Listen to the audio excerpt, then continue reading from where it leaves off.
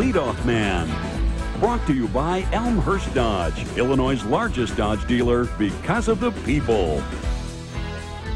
Steve Stone down on beautiful Wrigley Field. The Cubs won a big ball game last night. Houston also won, so they didn't gain any ground on them. And the New York Mets, surprisingly, won a doubleheader coming from behind in the second game. So right now, the Cubs and Mets in a virtual tie for the wild card race. But the Cubs have bigger fish to fry. They have to worry about the ball game right here. And last night, Steve Traxel was brilliant as we take a look at the Elmhurst Dodge highlights. We'll pick it up in the first inning, a strikeout of McGwire. Scott Service throws to Grace. They get him, and DeShields trying to score is cut down at the plate. A most unusual double play. Fernando Tatis takes a ball into right field, and the Cardinals go up briefly 1-0 in the second. But Scott Service on an infield out ties it at 1. This also coming in the second inning. And then Scott Service, another infield out and another RBI. He had 3 of them overall last night. The Cubs take the lead. John Mabry coming on to pinch hit, swings at a curveball, goes down. Steve Traxel had 7 strikeouts last night. And Rod Beck comes in. He fans Mark McGwire. And after fanning Ray Langford, he saved number 37. And coming up after these messages, one of the heroes of last night, Steve Traxel.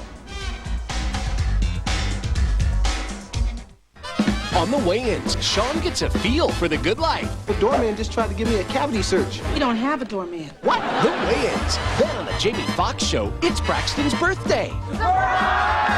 And Jamie got him the perfect gift. Blow Linda the blow-up doll? Too bad it ends up at the wrong party.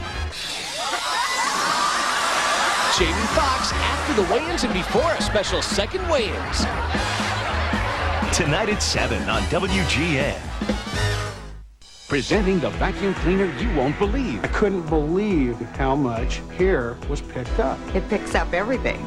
It's amazing. And you don't have to have bags. The incredible Phantom Fury vacuum. You won't believe the power. It devours dirt. I was absolutely amazed at the power that it had. The secret is patented dual cyclonic action driven by a 12-amp motor and no bags. Instead, an easy-to-empty bin. You won't believe the versatility. And watch this. In a snap, the handle converts to a cleaning wand. You see a cobweb? Zap, right now. 3 onboard attachments reach everywhere dirt is lurking. And for cleaner air, a certified HEPA filter. I have a new toy. I love it. The Phantom Fury. It's incredible. That's all I can tell you. It's really incredible. Call for a free video of the Phantom Fury in action. You have to see it to believe it. There's no obligation. Call now. From battling robots, gotcha, to destroying giant scorpions. Toast. For DeVry graduate Michael Watson, it's another tough day at the office. He's a senior software engineer designing interactive computer games. My job's not all fun and games. I'd be the one getting zapped if it weren't for the things that I learned at DeVry. For a higher degree of success, call DeVry, 1-800-423-7000. The last time Steve Traxel looked at the Cardinals, it wasn't real pretty. And Steve, I got to believe that after that debacle in St. Louis, you came back last night with a renewed sense of purpose. You threw the ball exceptionally well. Was that St. Louis start in your mind at all when you threw the first pitch last night? Yeah, that was some very good motivation going into yesterday's ball game. Gracie came in after the second inning. He's like, "Got it, baby. You just went twice as far as last time." So, anytime you have a game like that, you try to put it out of your mind, but until you face that team again and do well against them, it doesn't go away. Explain a little bit why early in your career you had some trouble winning at Wrigley Field, and the last few years you've absolutely been dominant here. I think mostly more ground balls. I was pretty much a fly ball pitcher my first year or two, and I've been able to keep the ball down in the zone and get more ground balls, and especially with the grass, obviously that's what you have to do. Your best year coming into this year was 13-9. Right now you're 13-6, en route to the best year you've ever had in the major leagues. And for you, who's been known in the past at times as being inconsistent, this has to be a year where you say to yourself, I finally figured it out. I think I don't know if I figured it out. I think the consistency thing was big for me. That's all I've ever wanted to be is be consistent and help the team win. And I feel like I've definitely done that most of the part this year, and hopefully I can keep doing it the rest of the year and next year. Without chronicling last year and the problems the bullpen had, what has it meant to you and all of the other starters to have not only Rod Beck, but everybody down in that bullpen to get the ball to Rod Beck, and then he comes in and he saved 37 games this year? Oh, you don't even think about it now. I mean, you get in a situation late in the ballgame like yesterday, you know, 9th inning. I was upset that I put the bullpen in that situation where McGwire can tie the ballgame, but I wasn't worried about it. You know, last year I was definitely going to be worried. I know that you're on a year-to-year contract. That's usually the case before you have 6 years in the major leagues. Would it be your desire somewhere down the road to get a multi-year contract to give you a sense of security and keep you in a Cub uniform for some time? Oh, I think that's everyone's desire, is to get that multi-year contract. You know, unfortunately, it's never been brought up with me, but you know, it's always a future. You know, if I could stay here, I love this town. You know, it's a great town. I know it very well now after being here for my 5th year, and you know, if they want to keep me here, I'd love to stay. You weren't here in '89, the last time the Cubs went to the playoffs. You were eliminated in 1995 on the second last day of the season. This is probably the best team the Cubs have had in quite some time, and as you goes down now to the point where every game is really important, is this the fun part of baseball? Yeah, it's definitely the fun part. You know, every game means something, just like you said. You never know what's going to happen when you come to the ballpark. You know you got to play well every single day to give yourself a chance. And as long as you can give yourself a chance, especially coming in the last week of September, they're just going to get funner every day. You've got San Francisco, Houston coming in. Any special thoughts? We got to win them. That's all it is. I mean, it's that simple. We got to win every game and to give ourselves a chance. Well, Steve, keep going. You're having a great year so far. And stay with us because we'll have a look at the scores from yesterday. Then we'll be back with the starting pitchers after these messages.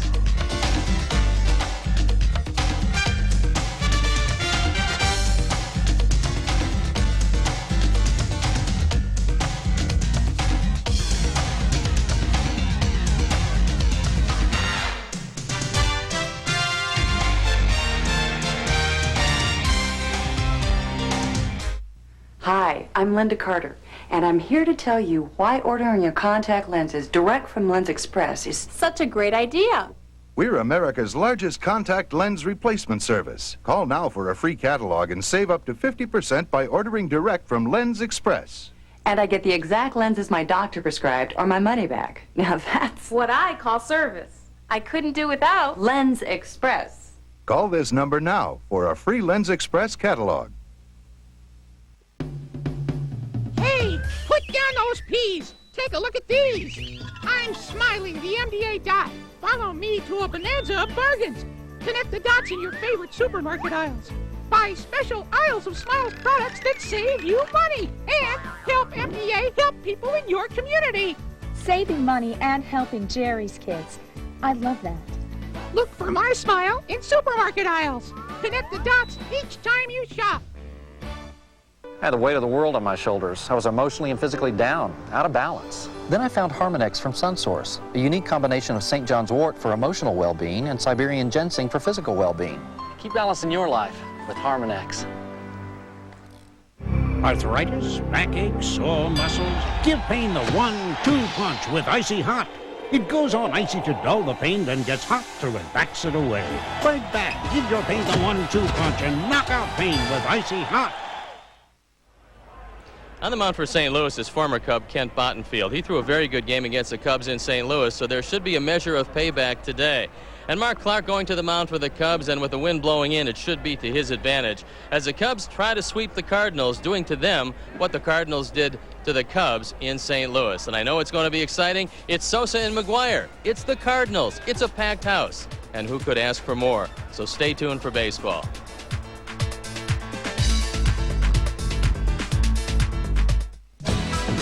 Guests on the leadoff man received this handsome 13-inch color television with remote control from Zenith Electronics. Zenith, entertainment just the way you like it. And a handsome piece of jewelry from Henry K. Jewelers, 3rd level Water Tower Place, Chicago.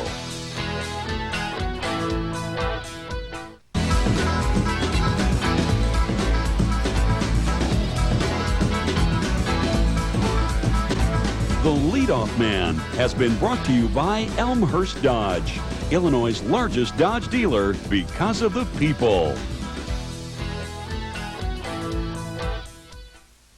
The Army means hard work. I don't know how real Army guys do it. The Army, sir. coming this fall on WGN. Nancy? Jill! Hey, I think you dropped something. Oh, thanks. I wouldn't want to lose this card. What's that, your insurance card? No, but just as important, it's my People's Prescription Plan. This will get me the lowest price at my next stop, the pharmacy. Can anyone get it? Sure. You just have to want the best price for your prescriptions. Count us in. Is it expensive? Not at all. And one membership covers everyone in your household. Even my mom on Medicare? That's why you should call now to join the People's Prescription Plan. Now, for just one low monthly fee, you'll get the lowest price this plan can offer. In fact, our members have already saved over $20 million on their prescription drugs. Get up to half off the cost of eyeglasses and contact lenses. You can also save on hearing aids, vitamins, even health equipment. It's easy. Just show your prescription card. And there are no claim forms, so call today. Call 1-800-525-7800. Call now. Ever since the Illinois Lottery announced Lotto's grab for the green promotion, we're out here every morning practicing. Today we're working on hand-eye coordination, concentration, and a good grip. Hey, Rose! Remember the grab! What? Pretend it's money! Lotto's grab for the green promotion. Buy a $5 Lotto ticket and you can be one of 12 people to grab up to $50,000 in Lotto's money machine. Oh, I got one! You're a winner! Doesn't your body love fruit? Everybody loves fruit. Hanging fruit? Chilled fruit? Cool fruit? Everybody loves fruit. Bodies in motion? Bodies at rest? Everybody. Everybody. Everybody. Everybody loves fruit. Everybody.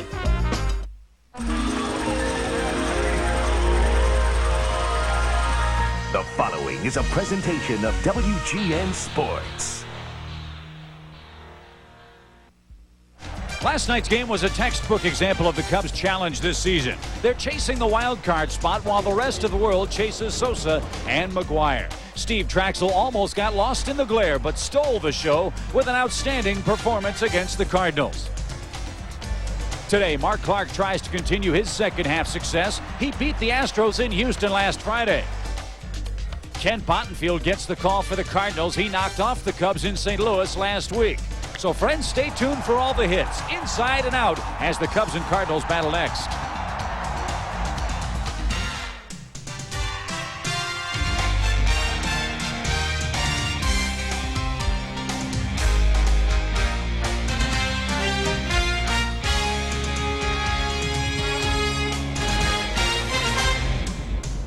Another standing room only crowd on a beautiful day for baseball here at the friendly confines of Wrigley Field as the Cardinals come a-calling for the final time this year. The Chicago Cubs take them on in Game 2 of the two-game series. Hello again, everybody. Welcome to Cubs Baseball. I'm Chip Carey, joined by Steve Stone. Last night, a great ball game. The Cubs won it 4-1 the final score. The matchup with the Sluggers didn't really materialize, Stoney. They went 0 for 9 with 6 strikeouts. It was like a couple of heavyweights who spent 12 rounds swinging at nothing but air, and that's exactly what happened. Although the fans came to their feet with every at-bat, you can see last night wasn't the best of nights for the two big boppers. However, today, the wind is blowing lazily across the left. It might be a different story. And the story in the wild card race shapes up this way. The Mets, how about that ball club? All those doubleheaders, they won 2 from Colorado last night, and the Cubs deadlocked atop the wild card pile. When we left the ballpark last night, we knew the Mets had won the first game. They were trailing in the second game, but they came back on the strength of a Mike Piazza double with the bases loaded. Now a virtual tie for first place with San Francisco 3 back and the rest of the league kind of falling back. So every game for the Cubs, a big game. And with that in mind, we've got Mark Clark going to the mound, and he threw a gem last time out against Houston, and maybe a measure of payback against Kent Bottenfield because he threw very well against the Cubs in St. Louis. Indeed he did. There is your pitching matchup. A roster move for the Cubs today. Gary Gaetti has been signed. He is in uniform. He will be eligible for pinch hitting duties as he's not in the starting lineup tonight. Cubs and Cardinals, it's Game 2 of the series. Let's enjoy our national anthem. Your caps as the United States Army Recruiting Battalion presents the colors for this afternoon's game.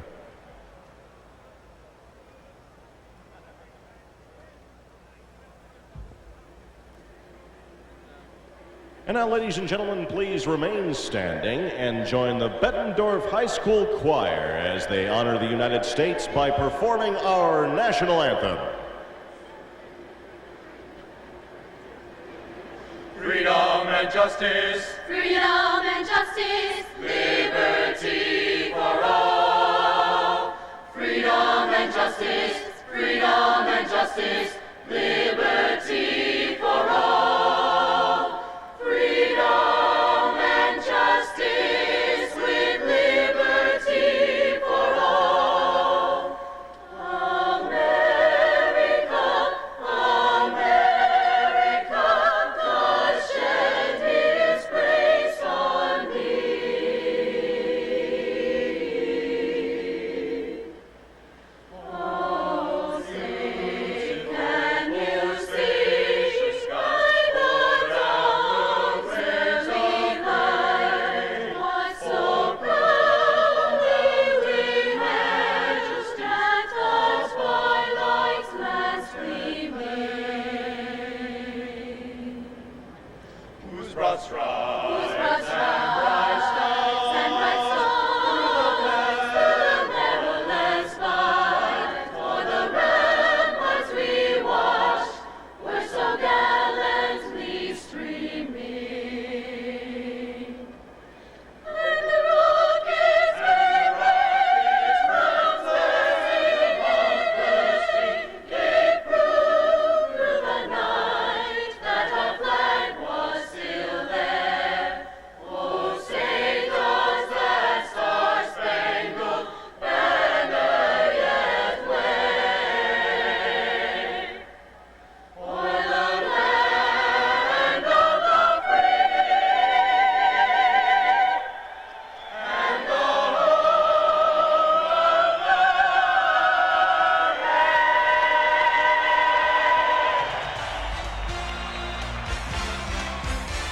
Chicago Cubs baseball on WGN. Brought to you by Brewery Fresh Budweiser, the official beer of Major League Baseball. The new Dodge. From cars to minivans to trucks, it's about change. The new Dodge. The Discover Card, the card that pays you back with a cashback bonus award.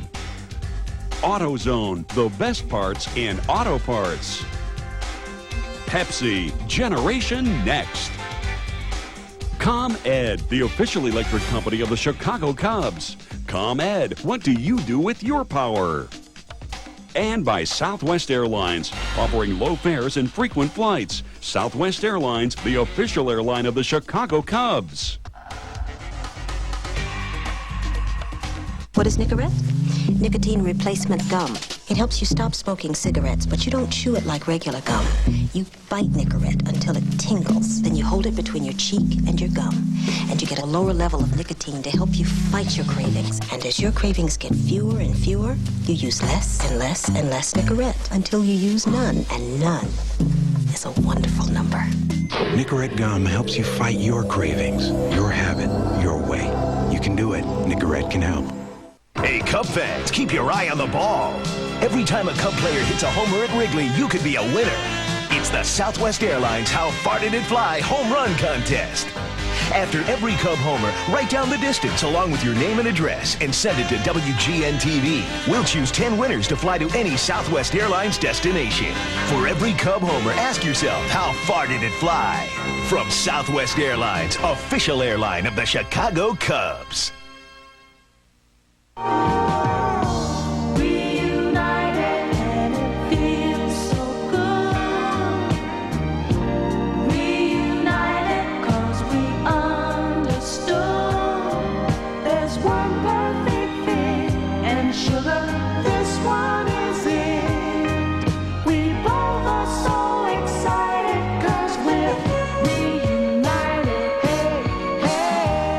Ask us, it just tastes better. Okay, it's my big debut. Here we go. Wise. Okay, I'm ready when you are. Good. Wise. Did he forget his line or what? Is this the regular one or is he the understudy? Is this? Yeah, thank you. Hey, you gotta wait for me. Let's hold it, not you. He goes, then I. Wait a second, not you. Hold it. Why? Why? I can't work in this environment. Cut! Cut! Another beautiful day for baseball here in Chicago. Temperature 70 degrees, winds blowing gently out of the east at 8 miles per hour as the Cubs and Cardinals lock up in Game 2 of the brief 2-game series. As we told you a moment ago, Gary Gaetti has been signed by the Cubs, who wear number 15. He's been signed for the remainder of the year. And Stoney, he has always been a very productive hitter here at Wrigley Field. And the question is, as well as Jose Hernandez has played, where will you find a position and at bats for Gary Gaetti? Well, I think you're going to see him at first base against Randy Johnson, and he'll be able to play occasional third base. If you move Jose Hernandez to shortstop, give Jeff Blauser a day off. So he's going to provide a lot of experience and a lot of home runs, 343 lifetime, coming off the bench with the occasional start. So here is the Cardinal lineup as they face the Cubs and their former mate Gary Gaetti today. Pat Kelly leads it off at second base, then Brian Jordan, Big Mac Mark McGwire. He went 0 for 4 last night, struck out 3 times. Ray Lankford went 1 for 4. He's the cleanup man. John Mabry, Fernando Tatis had a couple of hits in the game last night. Eli Marrero behind the plate. Kent Bottenfield hits 8th. And Luis Ordaz, the young shortstop, will hit 9th for Tony La Russa's Cardinals. And the Pepsi defense for Jim Riggleman and the Cubs, Rodriguez and Johnson and Sosa left to right. Hernandez, Blauser, Morandini, and Grace in the infield. A battery of Tyler Houston. And Mark Clark looking for his 8th win, and this is his 26th start. Last time out in Houston in a big ball game, Mark Clark threw the ball exceptionally well. Looking for more of the same today. The wind is blowing in at the Cub dugout. It really will push the ball down the left field line. It's not quite as brisk as last night when it really was a factor. But last night, Steve Traxel was absolutely brilliant, and the Cubs hoping Mark Clark can follow it up with another gem. Yeah, the wind blowing 15 miles an hour last night, just 8 today. Frank Pulley, the balls and strikes. Pat Connors, Bruce Dreckman, Ed Rapuano. Charlie Williams still out with an Achilles tendon problem. First pitch bunted in the air. It's going to be caught by Houston, and Kelly pops out to open up the ball game. So, Pat, we hardly get to know ye as you pop out. 4 out number 1. Mark Clark, what a game he pitched against Houston. Outdueling Shane Reynolds. Struck out 8 men, didn't walk anybody in 7 innings and 2/3, and he got the key base hit in that ball game. Well, that will be a factor for Kent Bottenfield to consider today, the potent bat of Mark Clark. Here's Brian Jordan, and he rips a shot deep toward left field. That's going to rattle off the ivy. Jordan on his way to second. The ball ricochets away from Henry. And on 2 pitches, the Cardinals have a double with 1 man out. That ball was really tattooed.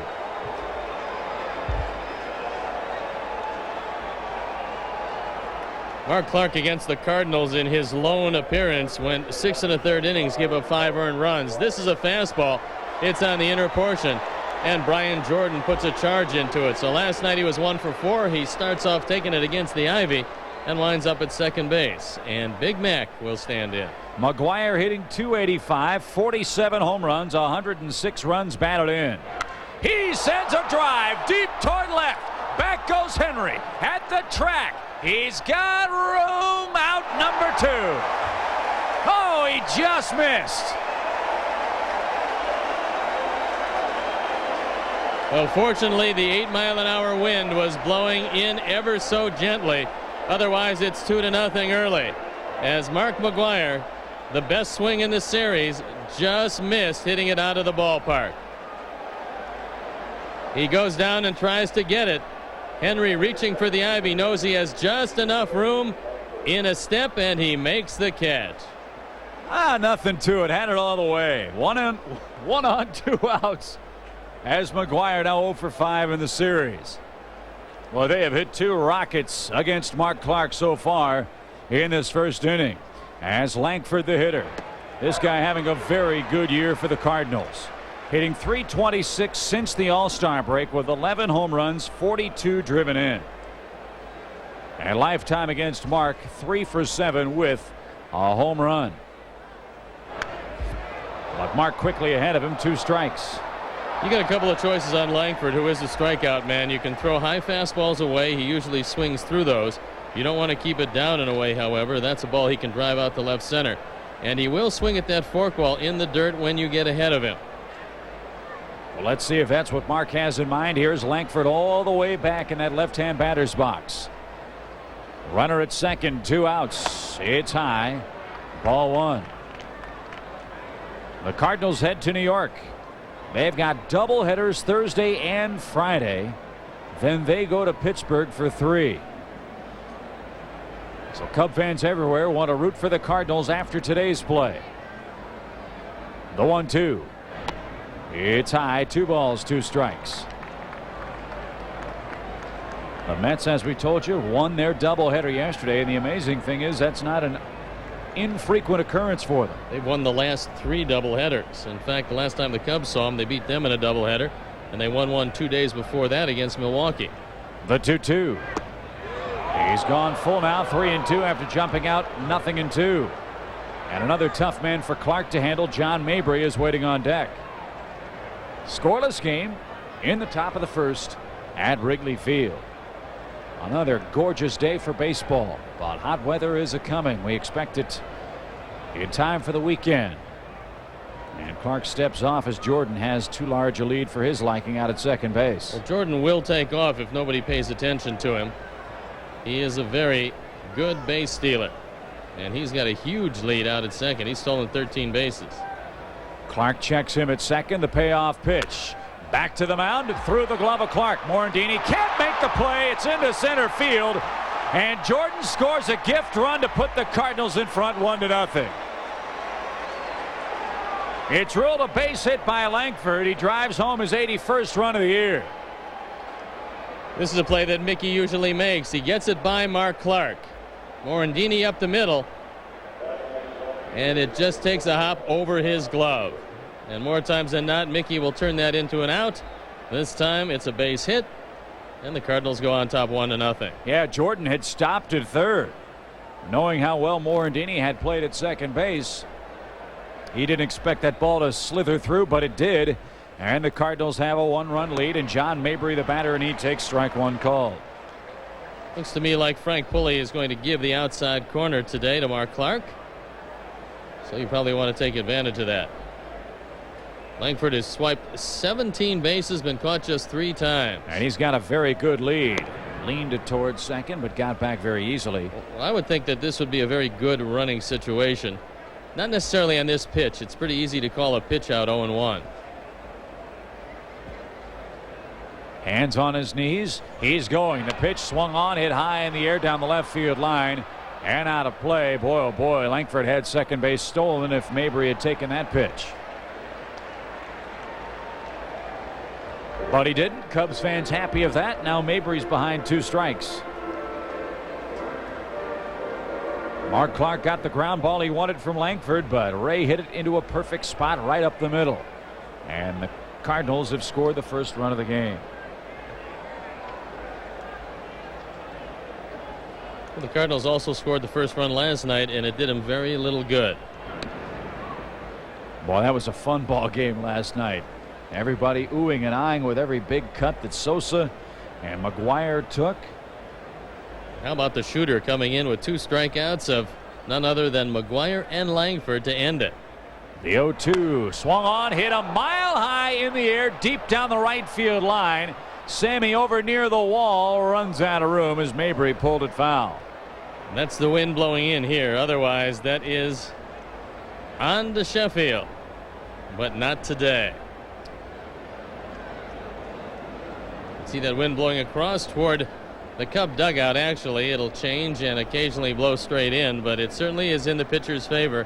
There is Rod Beck with his 37 saves and a huge one last night. That ties the Cub record for right-handed pitchers, by the way. Bruce Sutter also saved 37 back in 1979.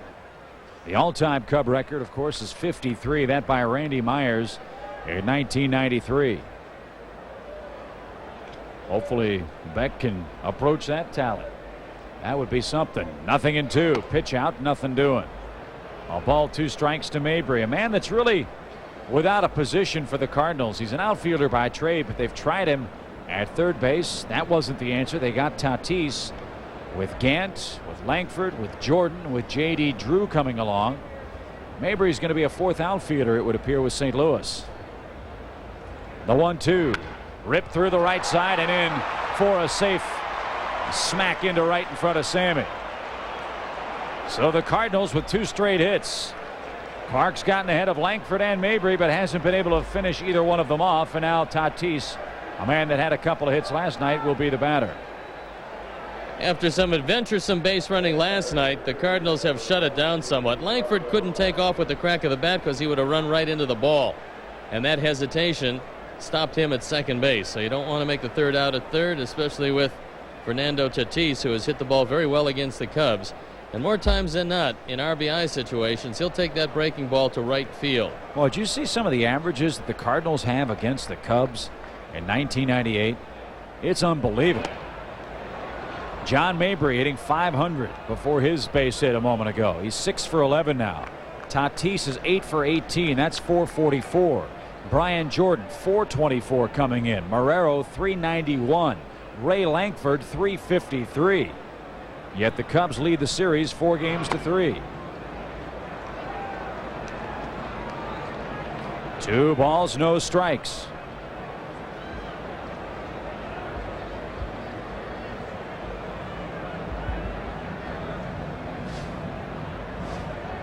Tatis, the former Texas Ranger. He came over in that Stottlemyre deal. On the trade deadline, the pitch swung on, looping liner left center field. That's going to drop for a hit. Langford comes around and scores, and the Cardinals lead it 2-0. 3 straight 2-out hits by the Redbirds. You have to really like Fernando Tatis. He's gotten some big hits against the Cubs. They paid dearly for him. They gave up Stottlemyre, and they got Tatis, and they got Darren Oliver, and they also sent Royce Clayton to Texas. And Tatis paying some dividends. Gets a little slider that doesn't do much and dumps it into left field. That's RBI number 6. And the Cardinals go up 2-0. 2 runs, 4 hits, and they're not done yet as Eli Marrero, the batter. He went 0 for 3 last night. But Marrero, as we told you, a .391 hitter against the Cubs this year. He's 9 for 23. 2 on, 2 out, 2 in. And he hits the first pitch high in the air to the left side. And it's well into the seats. Another sellout crowd. Boy, we had a great crowd last night. 40,249. Paid to see the Cubs and Cardinals lock horns. And we're in the neighborhood of that number again today. Mabry at second, Tatis at first. This is the last time we will see the Cardinals in Wrigley Field this year.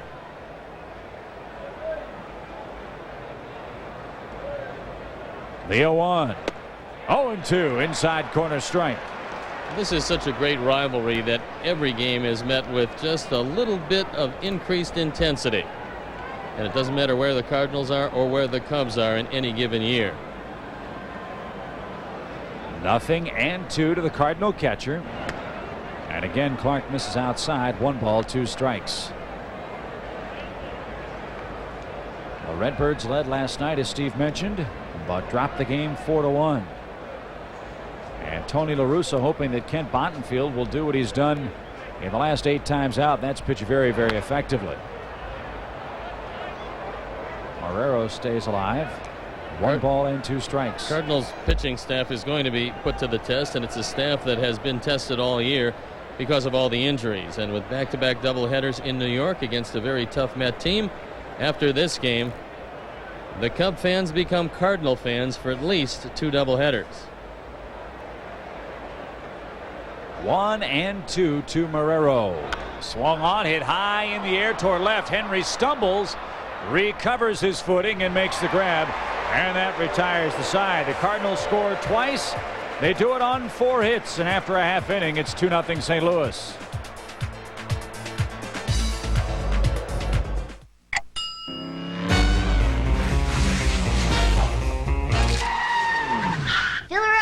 Now Chex has a snack time mix for your kid on the go. Chex School Fuel, a sweet new recipe on specially marked boxes. In minutes, you transform brown sugar, Chex, and chocolate into a treat that'll rev up their taste buds. Keep the change. New Chex School Fuel. You make it, kids love it.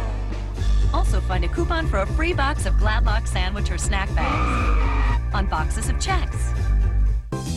What do you get when you add up all Dodge Neon's horsepower, plus all of its interior room, both of which are greater than you'll find here, then subtract a hefty $1,500 cash back, hit total, and Neon is yours for under $10,500. Or instead of cash back, choose low 1.9 financing. Another way to save. And as they say, the numbers speak for themselves. See the friendly Dodge dealer near you. John Lithgow performs the Discover Card Dial-Along song. An extemporaneous piece. Provided for your dialing pleasure while you call 1-800-IT-PAYS-2 and apply for your Discover Card, the card with the cashback bonus award that always pays you back. That was a nice surprise. And that's music to everyone's ears. It pays to Discover. To apply, call 1-800-IT-PAYS-2. Accepted where you see the Novus sign.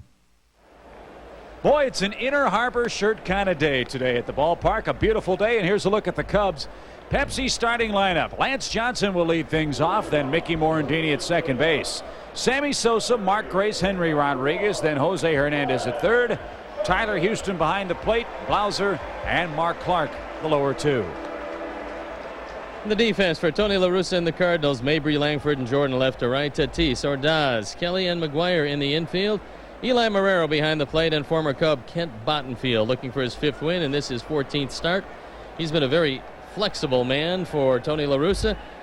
They've used him as a closer. He's got 4 saves. This is his 41st appearance. This is his 14th start, so he's done everything for this team. So Lance Johnson, the first man to greet him, and he looks at a good fastball for strike one. Standing room only, actually sitting room only on the railings here at Wrigley Field. Another huge crowd on hand for the Cardinals and Cubs. Lance had a couple of hits in the game last night, actually drove in a run, his 8th of the year, and carries a 5-game hit streak into today's fray with the Redbirds. I think a little better left fielder today in Mabry, and maybe a little better defense with Ordaz and Kelly up the middle. Last night was not a great defensive effort for the Cardinals. Have had some problems in that department. 2 balls and a strike to Lance Johnson, as that average up to 210 now on the year. 1 for 3 lifetime against the Cardinal right-hander. He falls behind the speedy leadoff man, 3-1. Bottenfield has had periodic control problems, but he's done a good job of keeping the ball in the ballpark. Just 8 home runs in 112 innings. Crowd didn't like that strike call. Full count, 3-2. We told you that Frank Bully is giving the outside corner, so the hitters are going to have to go out there and get it. Bottenfield ready, and the right-hander's 3-2 pitch foul back. And Johnson stays alive. Cardinals have a 2-0 lead. They dropped 2 runs on us on 4 hits in their first at bat against Mark Clark. Again, the 3-2. Lance swung at ball 4, but protecting that outside corner had to do it. Well, he had to go out there because he didn't know just how far that corner for Frank Bully extended today. So Lance does a nice job of staying alive.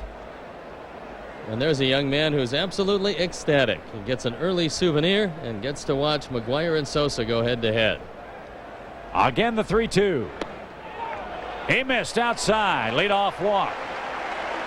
And Lance really looked that ball into the glove of Marrero, and Frank Bully said, no doubt, ball outside. So good start here in the bottom half of our first inning. And here's a man who's had some very good luck against Kent Bottenfield during the course of his career. Mickey hitting .417 against him.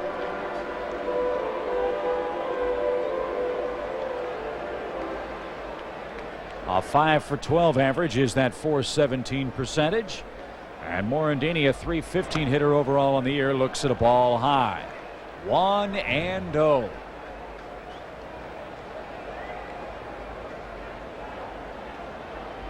Bottenfield dazzled the Cubs on August 7th. That was in St. Louis. Here, a much cozier park. Upstairs again, 2-0. You know who is waiting on deck. And he'd love a chance to.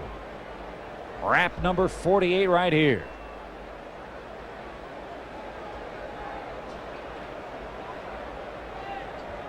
The 2-0 runner goes, pitch high. The Marrero throw is a beauty. What a play it short by Ordaz to lean across the bag, grab the ball, and apply the tag. They cut down Lance Johnson, and he's thrown out for just the second time this year. And with the pitcher struggling with his control, you don't like to see this one early in the game. That was ball 3, and Bottenfield now gets to go back into the windup, and he might be able to right the ship. That would have been 3-0 with a man at first. Didn't work out that way. So it's 3-1 now. Bases clear, and Morandini now has a full count, 3-2. Well, then a tight game last night. It was the Cardinals that made a couple of questionable decisions that cost them in that game. Lance Johnson thrown out trying to steal here in the first, and now Gary Gaetti wearing a Cub uniform for the first time. Morandini draws the walk ahead of Sosa now.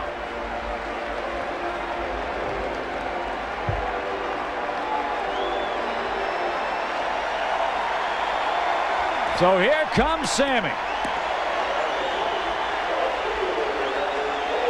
Where have the sluggers hit the home runs? As you can see, Sammy has hit 13 to right field. Mark only 2. Sammy 15 to center field. Mark only 9. And Mark McGwire a dead pull hitter, and Sammy will spray his home runs around.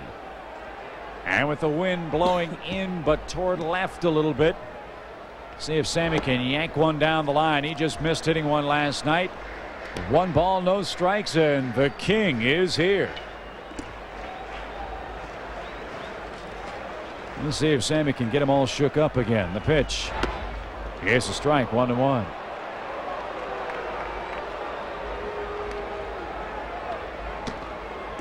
Sammy 1 behind Juan Gonzalez for the Major League RBI lead. He's got 119. That matches his career high.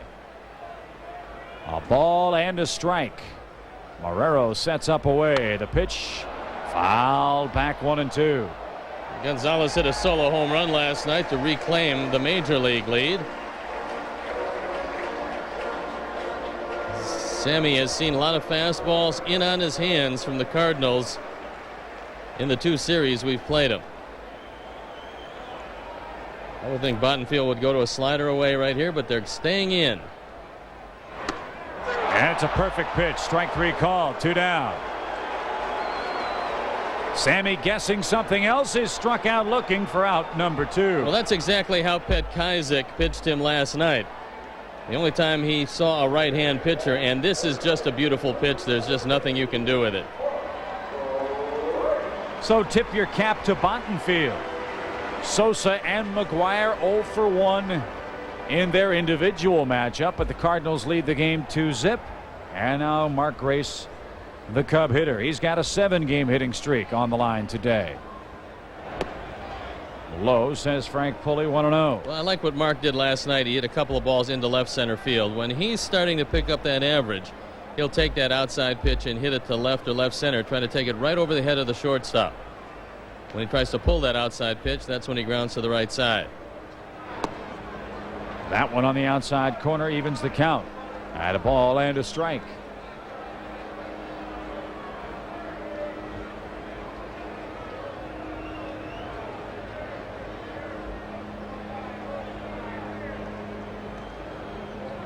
Bottenfield sets and fires homeward, and Grace fouls it back. 1-2. Get Henry in the on-deck circle, and what a year Henry Rodriguez has had. Once again, we send along best wishes to Jeff Pentland. Hopefully he will have a speedy recovery. He has a touch of pneumonia, and he's been watching the games on TV, watching his pupils try to impart his teachings to them. A ball, 2 strikes. Hit high in the air toward third. Tatis will shield his eyes with the leather. He'll put it away with one hand. It almost popped out on him, but Grace pops out as well, and that retires the Cubs in the first. After 1, 2-0 Redbirds.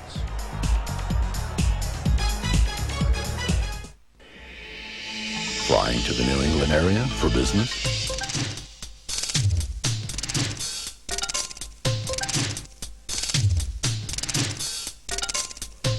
If these 12 reasons don't convince you to fly Southwest Airlines to Providence or Manchester, Maybe this will.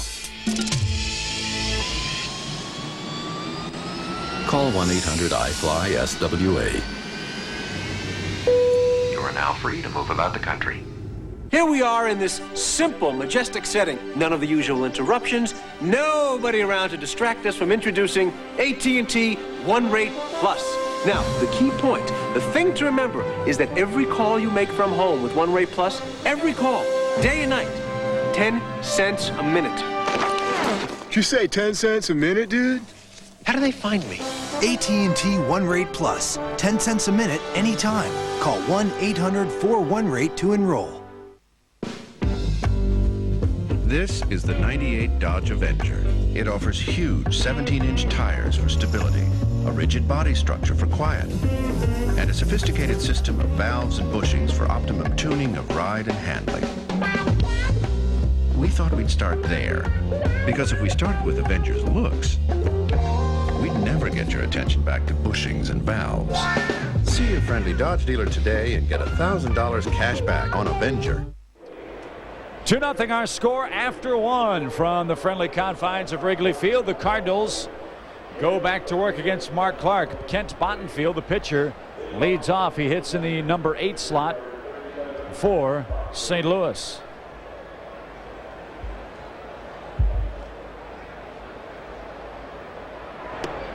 And he takes a quick strike, and we'll look at today's ComEd Power Profile.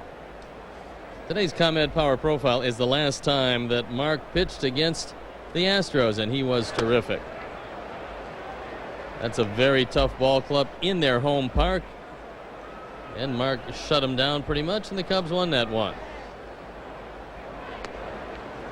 1 ball and 2 strikes. Well, Father Ryan from Maryville Academy is at the ballpark today with some family and friends from Jacksonville, Illinois. Wants to say hi to his dad, Robert Ryan, watching the game today. And Clark strikes out Bottenfield for out number 1 here in the second inning.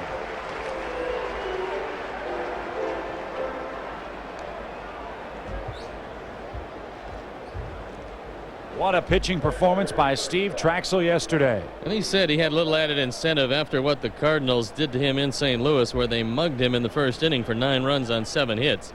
He lasted only a third of an inning. He said Mark Grace, after the second, went up to him and said, "Way to go, you doubled your output from last start. Nice job." Here's Ordaz. Popped up back toward us, but out of reach. It's 0-1. Ordaz hitting just 156 on the year, and the reason he has had no luck at all against left-handed pitchers. He's 1 for 26 against lefties. Obviously hitting much better against righties. Pulls that ball to third. Nice Sunday hop for Jose. 2 down.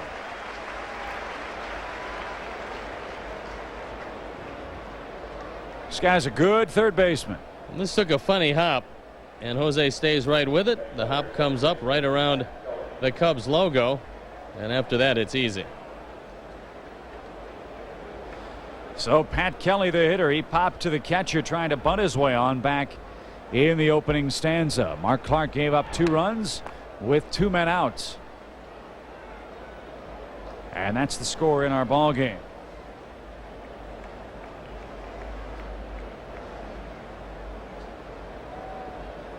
Nothing and 1. They got Kelly from Toronto for cash considerations. Morandini will throw him out. He's 0 for 2, and Clark registers a 1-2-3 second inning. On to the bottom half we go. 2-0 St. Louis.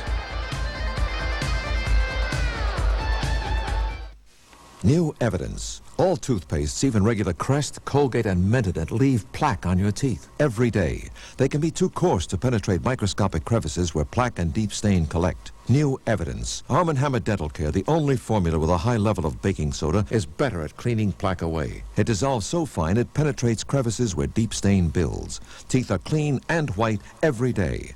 Arm & Hammer. Evidence. Plaque clean, white clean. Arm & Hammer. Hey, put down those peas. Take a look at these. I'm Smiley, the MBA dot. Follow me to a bonanza of bargains. Connect the dots in your favorite supermarket aisles. buy special aisles of Smiles products that save you money and help MBA help people in your community. Saving money and helping Jerry's kids. I love that. Look for My Smile in supermarket aisles. Connect the dots each time you shop. So, I read an article that says they think about it every 8 seconds. I wouldn't doubt it. It seems like the only thing Dave ever wanted. They have one-track minds. Must be something biological or genetic. Men, they're all the same. Hey. You read my mind.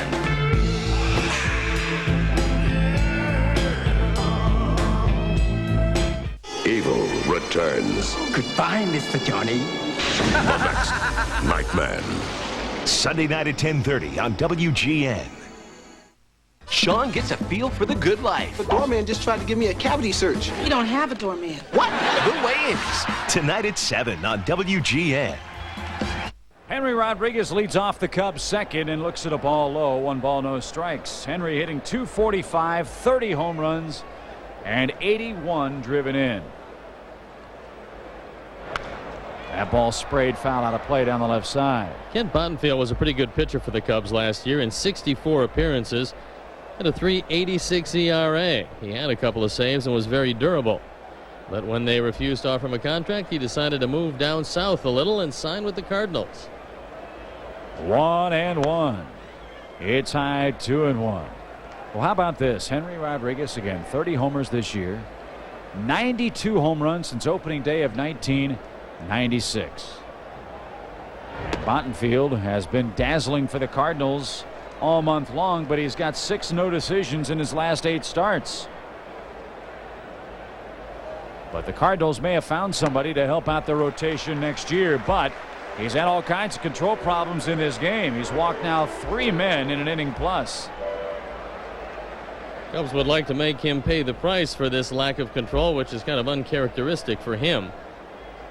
And Jose Hernandez coming off one of his best games of the year. He scored 2 and he was 4 for 4 last night. And Henry probably telling McGwire how to hit the ball out of the ballpark, especially to left field. Mark saying, how come you caught that ball? I hit 2. That's not fair. The pitch to Jose is taken for a strike. What a ball game this guy had last night. Jose went 4 out of 4 after suffering through a very, very difficult road trip for the Cubs. He's hitting .263 with 17 home runs on the year. And that's outside to even the count. And he was one of the heroes, as was Scott Service. Scott hit 3 balls that probably, if you added them all up, didn't get back to the mound. But he got 3 RBIs. And the Cubs won it 4-1. That ball swung on, belted deep toward left. Mabry at the track, hit the wall, and she is long gone.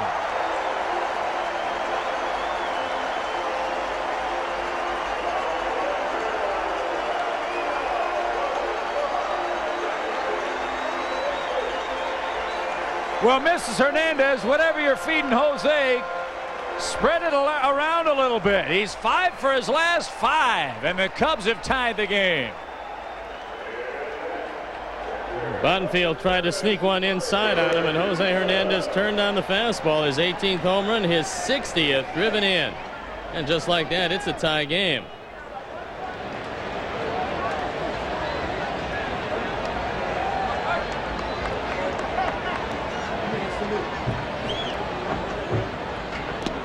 So it's a 2-2 game in the second inning.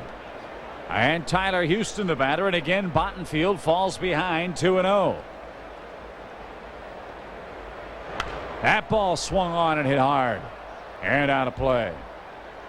Let's take another look at Jose Hernandez. This fastball on the inner portion, he just goes down and gets it. And for Southwest Airlines, how far does it fly? 366 happy feet.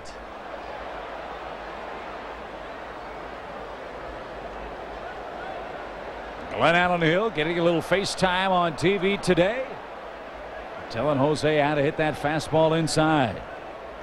2 balls, 2 strikes. In the dirt. It's 3-2. Well, it just goes to show you, no matter what kind of stuff you have on the mound, if you fall behind, you're going to get hurt.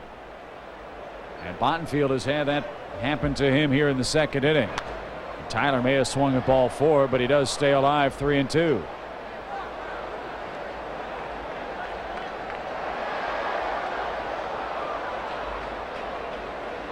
The lights are on here at the ballpark. On a very bright sunny day, but you can never have too much light. The hitters just love to see that ball. 3-2. Ripped foul past first. Dan Radisson chickened out, didn't make a play.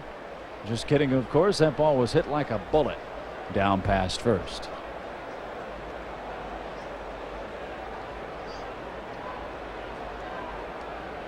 Two-two game in inning number 2. And a ground ball to the shortstop. Ordaz handles and throws him out at first. There's out number 1. And Cubs fans, tomorrow's Ernie Banks 1958 MVP Pin Day at Wrigley Field. The first 10,000 adults 21 and older attending the Cubs-Giants game get an Ernie Banks commemorative pin. For tickets, stop by the Wrigley Field box office or call 312-831-CUBS. And there's no rumor that you'll get 2 pins when you check in, just 1. Well, he was not a bad idea. He was MVP twice. So maybe 2 pins would be in order. And there is the retired pennant. Bowser fouls that pitch away. He's behind 0-2. Jeff with 4 homers, 24 batted in, is hitting .224 on the year. 2-2 game. And Eli Marrero at this rate is going to have more spots on him than a Dalmatian from bruises. He's getting beaten up back there by Bottenfield.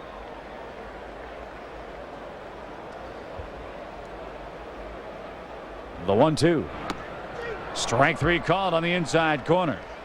Second Bottenfield strikeout, and Frank Pulley's given that inside corner too.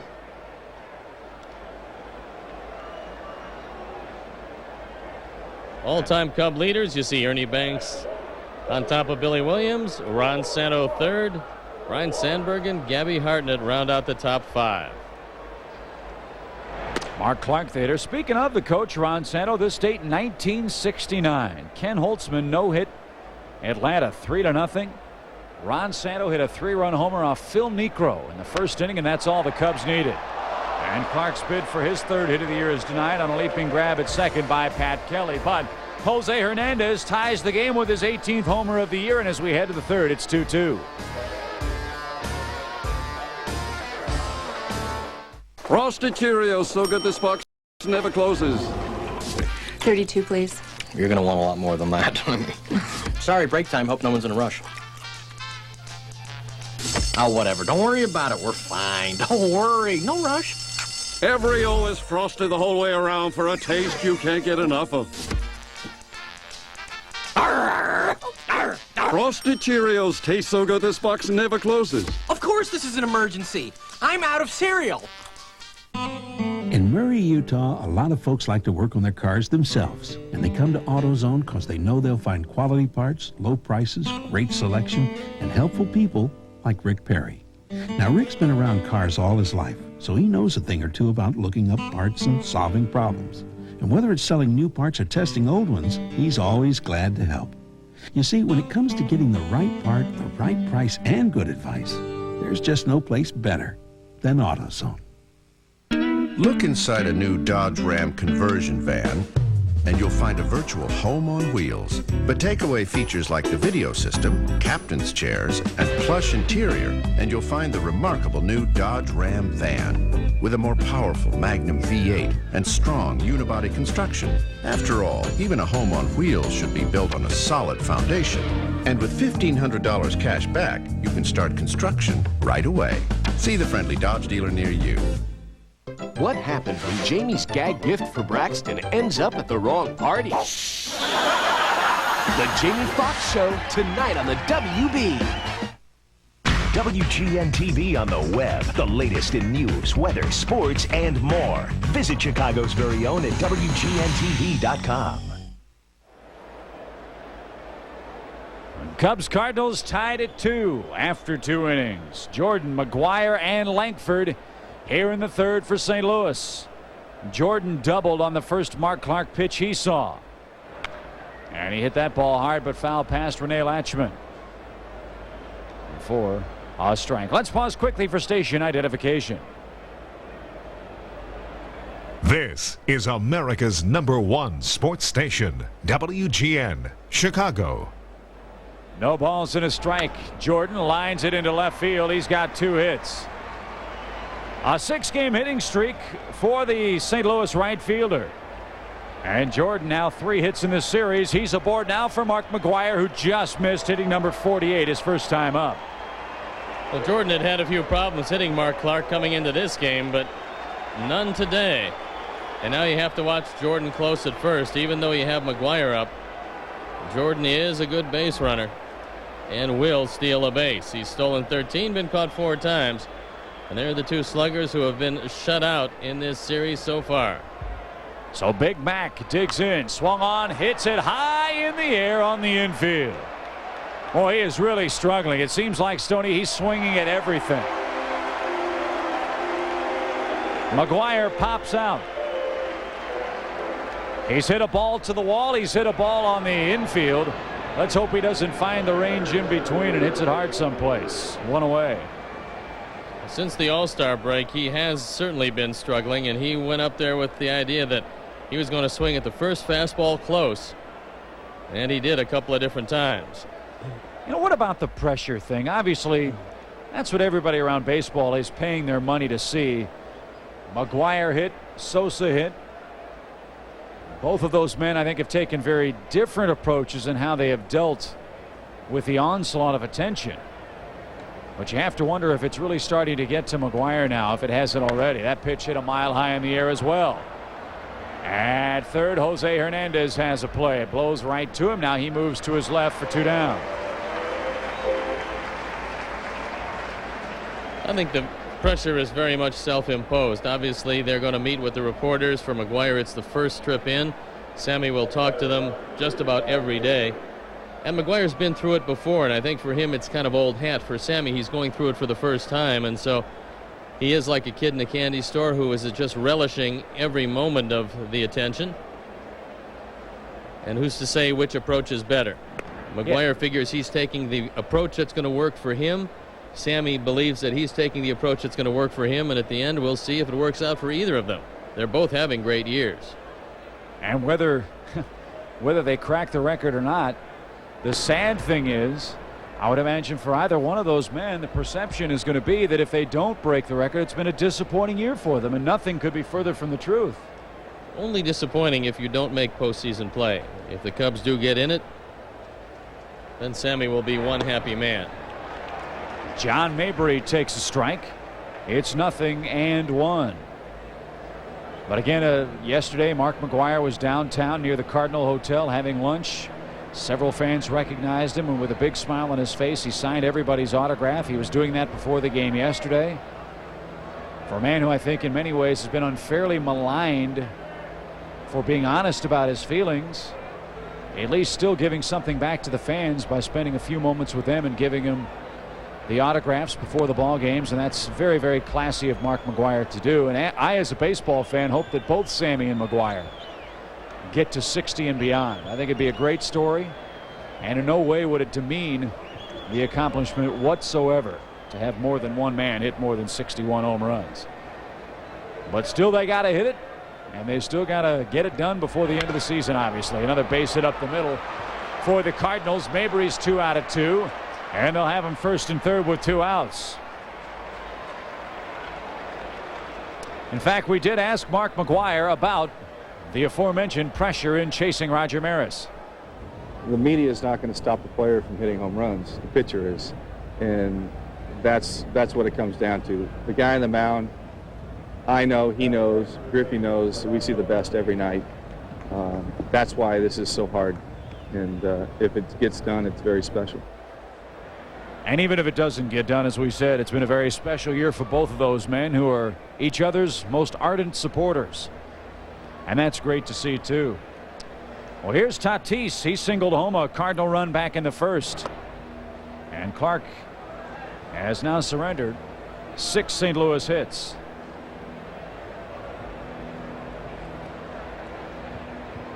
Jordan singled to open the inning. McGwire and Langford popped to third. Mabry singled up the middle. And now Tatis the hitter, and he fouls it back and evens the count 1-1.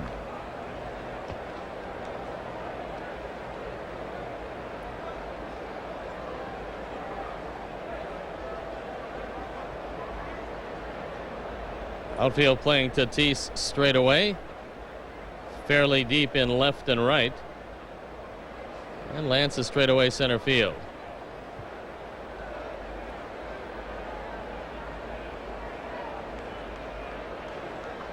Clark taking his time with Tatis.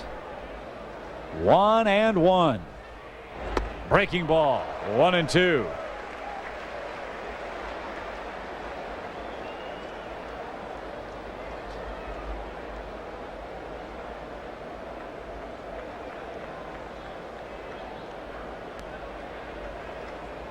Two-2 game in the Cardinal third. Mark McGwire 0 for 2. Sammy Sosa will take his second swings in the next half inning. The pitch swung on, broken back roller to third. Jose backhand stab, long throw across is in time, and that retires the Cardinals in the third. No runs, 2 hits, 2 left. Tie game 2-2 after 2.5. Unlike other airlines, Southwest doesn't limit seats for frequent flyer award tickets. So if we've got a seat, it's yours. Not for keeps. You are now free to move about the country. Unlike other airlines, Southwest frequent flyer tickets can be easily transferred to friends and family members. Or perhaps someone else. You are now free to move about the country. Frankie, baby, I got some great news. What is it, Louie? The middle frog, he's experiencing post-electroshock muscular irregularity. What? He's developed a nervous tic, Frank. He can't act anymore. It's horrible. Yeah, what are you going to do? Budweiser wants me to replace him. What, have they lost their minds? All my hard work has paid off. Your hard work? Yeah, well, the auditions, you know, the drama classes. Yeah, Louie, you hired a hitman. With my own money, I might add.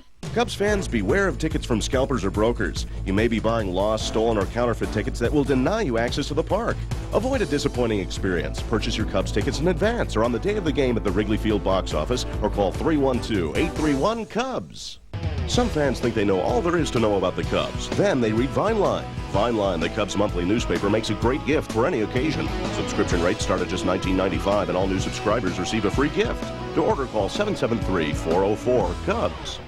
Premiering this fall, Mark Paul Gosselaar, Dylan Neal from Dawson's Creek, and Sidney Penny. Coming this fall on WGN. Lincecum. 2-2 after 2.5 from the friendly confines of Wrigley Field with Steve Stone, Chip Carey from the ballpark.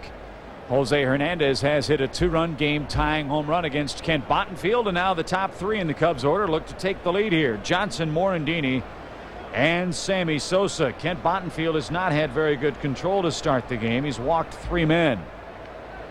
So let's see if we can make him pay for his transgressions here today. 1 pitch. McGwire backhands that play and steps on the bag and retires Johnson for out number 1. Mickey Morandini is the batter now. Mickey walked back in the first inning. I think the Cardinals might have found themselves something in Mr. Bottenfield in the starting rotation. Just depends on what they go out and get in the wintertime. A lot of thought about perhaps Todd Stottlemyre coming back after being traded to Texas. And we shall see how they go and try to rebuild that starting rotation, something they'll have to do if they're going to be competitive next year. Of course, Morris and Alan Bennis and Donovan Osborne have all spent significant time on the injured list for the Cardinals this year. They lost Andy Bennis before the season even started. break through to the new world of Mach 3 from Gillette. The first triple blade shaving system. 3 blades specially positioned to shave progressively closer. You take 1 stroke, it takes 3. So you don't have to shave the same area over and over, which means less irritation. 3 blades, fewer strokes, less irritation. Mach 3 from Gillette. It had been well over a half an hour. Anxiously, I shouted, "Change, Master! Change! Hurry, hurry! Change! Change quickly!" A quick change in less than 30 minutes? What do you think this is, GM Good Wrench Service Plus? I'm not frightened by slow oil changes anymore. 29 minutes or less, or the next one's free. GM Good Wrench Service Plus, like Master says. The plus means better. Call for the select GM dealer near you. Now you can take yourself out to the ball game and catch plenty of Cubs action on your computer. Visit the Chicago Cubs website at www.cubs.com. It's the Cubs at your fingertips. The site features live broadcasts of Cubs baseball, daily statistics and game notes, player information, online access to tickets, and more. www.cubs.com is your link to the Cubs and is accessible 24 hours a day. Visit the Cubs website today at www.cubs.com. It's the place to be if you're not at Wrigley Field. The Roman Empire strikes back. You have one obsession, Zena. That's me. Battle on, Cena. Saturday at 2 on WGN. The Army means hard work. I don't know how real Army guys do it. The Army Show. Coming this fall on WGN. Eli Marrero leads things off for the Cardinals in the 4th. A 2-2 game. It's an inside corner strike. Well, Sammy Sosa thought he got enough. In that last at bat, he ripped the ball off the wall and may have gone into his home run dance a little bit early as he was tagged out on a 7-6 relay over at second base. And that one woke up the bullpen for the Cubs as that just missed down the third base line.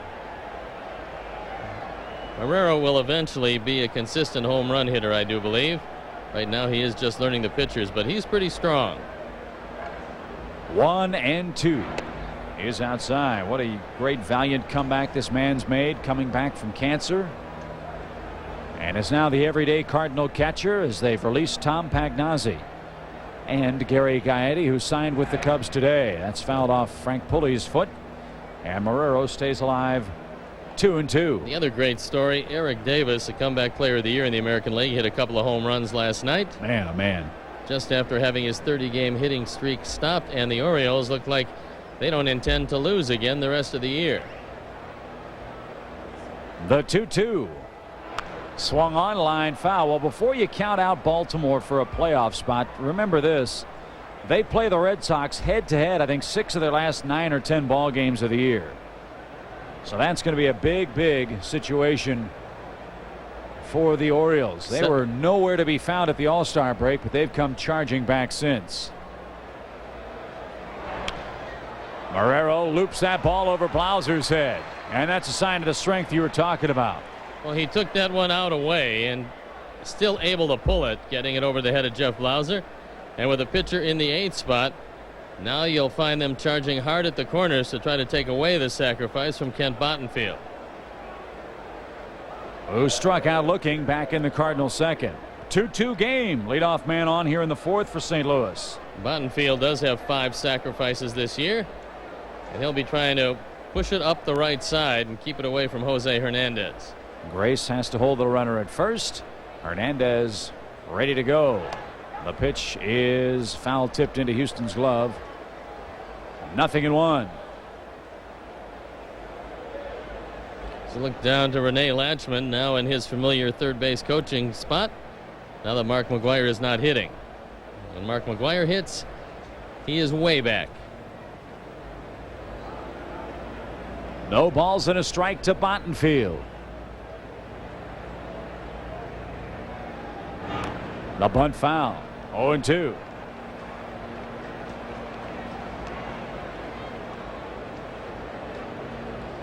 I would think that somewhere in that set of signs is the bunt, because Bottenfield doesn't hit very well. So I think they're going to give him an opportunity with 2 strikes to bunt. You like to see 1 or 2 pitches. With 2 strikes, you don't mind seeing a low slider. Normally, you'll see a high fastball out of the zone at 0-2. And Jose still believes that Bottenfield is laying it down. 0-2. He shows bunt. The pitch. Got the bat back just in time. It's 1-2.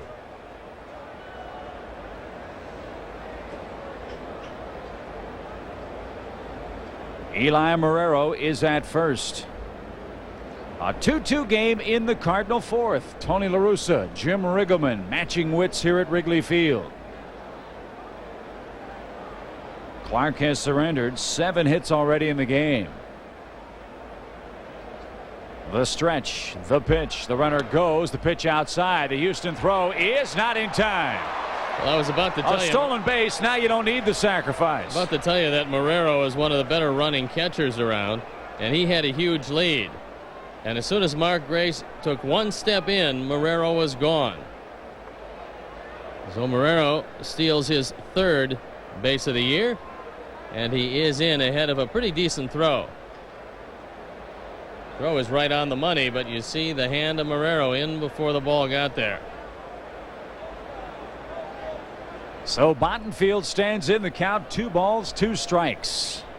Clark sets. He shows bunt again. And he foul tips it off the catcher, and Bottenfield strikes out. So the 2nd strikeout for Clark. First out of the ball game. Marrero stands at second. And Luis Ordaz, the shortstop, will be the batter. Big Cub fan watching the game from the Sunshine State. The mayor of Winter Park, Florida, Jeff Turner, a fine broadcaster with the Orlando Magic. Watching the game with his family down in Winter Park. Jeff, it's about 25 degrees cooler here in Chicago. A gentle breeze blowing off the lake and no humidity. I'm sure you wish you were here, and we wish you were here with us to enjoy the ball game. And Summerlin says hi. You might hear her in the background. Ball 1 inside. Jeff had a very good jump shot. Steve, you might have remembered him from his days at Vanderbilt, which is the Harvard of the Southeast. No, I was too busy studying for all of this baseball. 1-0 the count. And Jeff's been a good friend of mine down in Florida for a while. I just hope that someday when he continues to run for the re-electoral candidacy of Winter Park as the Aces are wild, he'll name me to his board of aldermen. A ball and a strike. 1 on, 1 out. The pitch. Breaking ball hit toward third and through the wicket into left field. Marrero's got good speed. They're going to green light him. Here's Henry's throw at the plate. Close play. It's in time. They got it. Oh, what a throw. Well, I think that Tyler Houston kind of deked Marrero into thinking there was no play at the plate because he just stood there nonchalantly and Marrero didn't slide. If he did slide, he would have made it, but staying up, I don't think he ever got the plate. Here comes Marrero. Now we'll take a look at Houston. Houston just standing there like there's no play, and Marrero doesn't slide. By the time he gets the ball, he just gets it, tags him in the back, and I don't think he ever had the plate. And you see this wide turn cost him a couple of steps. He trips across the plate. It's a great play by Tyler Houston. And Watch look at it the again, throw. and what an effort on both ends. And you're right, the great call. Tyler with a kick save with that left shin guard kept Marrero off the plate. Ordaz reaches first on the air, takes second on the throw. The game's still tied at 2, and Pat Kelly is the hitter. Wow. Boy, the crowd has been buzzing this entire series, and they buzz over that great play. 1-0. Right over the outside edge. Well, that's when, if you're Pat Kelly, if you're in the on-deck circle, you have to act as another coach. You have to get up in line of sight of Marrero, and you have to tell him to slide because the play is going to be close. I'm not sure if Kelly did it, but quite obviously Marrero didn't slide, and it cost him the out at the plate. Swing. 1-2.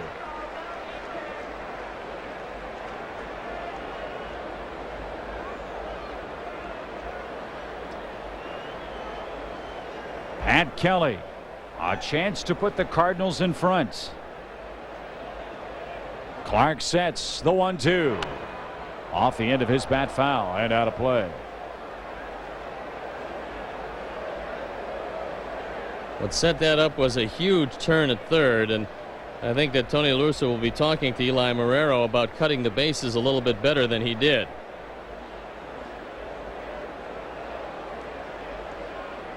One and two. Here it comes. Strike three call. And the inning is over. The high wire act of Mark Clark continues. And the Cardinals fail to score in the fourth inning.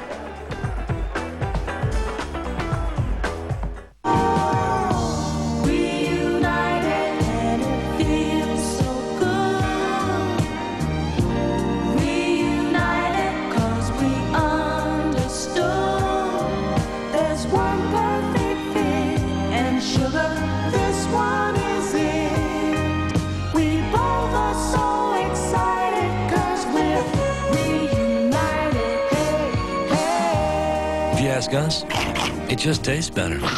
In Denton, Texas, a lot of folks who work on their cars go to AutoZone because they know they're going to find quality parts, low prices, great selection, and good people like Tom Robinson. You see, Tom's the kind of guy who really likes to help folks out. And since he's been around cars most all his life, he knows his parts, too. Oh, sure, there are other parts stores in town, but when it comes to getting the right part, the right price, and good advice from folks like Tom, there's just no place better than AutoZone. So, you want to see my Discover Card statement? I am very, very prissy. Put up or shut up! I love to be pampered. I go have my hair done. I love to go have my nails done, have pedicures, manicures. My biggest weakness would have to be shoes. Cashback bonus award really floats my boat. How many credit cards make a statement like that? I am definitely a shopaholic. It pays to Discover. Accepted where you see the Novus sign. A participating advertiser for Chicago Cubs baseball on WGN is the new Dodge. From cars to minivans to trucks, it's about change. The new Dodge. If a Cub player hits a homer today, write down the distance and player's name and send it to WGN. You could win tickets to any Southwest Airlines destination. It's 2-2 heading to the bottom of the fourth inning. And Stoney, here's that wide turn by Marrero that you were talking about that may have cost the Cardinals a run. Well, Jose misses it, and then Rene Latchman sends Marrero. And watch this turn. He doesn't push off the bag. He actually hits it with his left foot. And that puts him off stride. And then he is just faked out by Tyler Houston, who puts the leg across, knocks him off the plate, and makes a great tag. And Henry Rodriguez made a terrific throw. So that keeps the game tied at 2. And Mark Grace, the Cub hitter, 0 for 1 on the day, looks at a fastball inside. That one could certainly turn the game around. That was a big play for the Cubs. Swung on, belted down the right field line, but he pulled it well foul. 1-1. Well, last night Mark Grace had a couple of hits to left center field, and that usually means that the next day they're going to try to get inside on you. And Mark Grace is not a .312 lifetime hitter because he is dumb up there. He's got a real good idea what pitchers are going to do with every at bat. And he lifts that ball over the shortstop's head toward the left center field gap. Langford cuts it off in center beautifully, and Grace a long single leading off the Cub fourth. And you like to see him spray the ball around like that. Well, once he got the ball inside and hit it as hard as he did, he just looked away this next pitch. He got it exactly where he was looking and guided it over the head of Ordaz. Turns into a base hit. So the Cubs in business here in the fourth. And Henry Rodriguez is the Cub batter. He walked and scored ahead of Jose's home run back in the second inning. 2-2. We're in the fourth. The only other game in progress taking place in Milwaukee, where the tough times continue for the Brewers. Cincinnati just put 6 on the board in the fourth inning. They lead Milwaukee 7-0 after 4.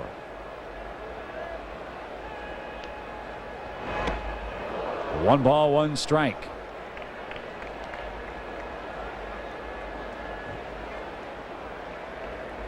The Cubs have won 5 of their last 7 ball games. A win today would be number 70 on the 98 campaign. Swung on, hit high in the air toward left. Mabry back at the track, at the wall, turns around, and and it sails out of here.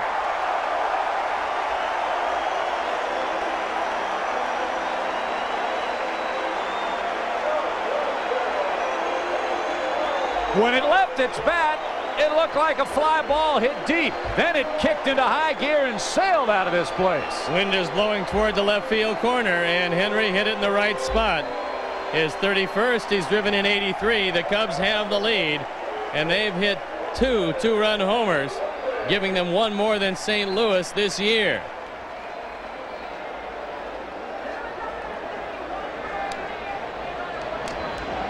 So Henry snaps an 0 for 8 slide in the best way possible, hitting a two-run homer. And some debris has gotten out of the field in right. The O. Henry bars have muddied off the right field pasture.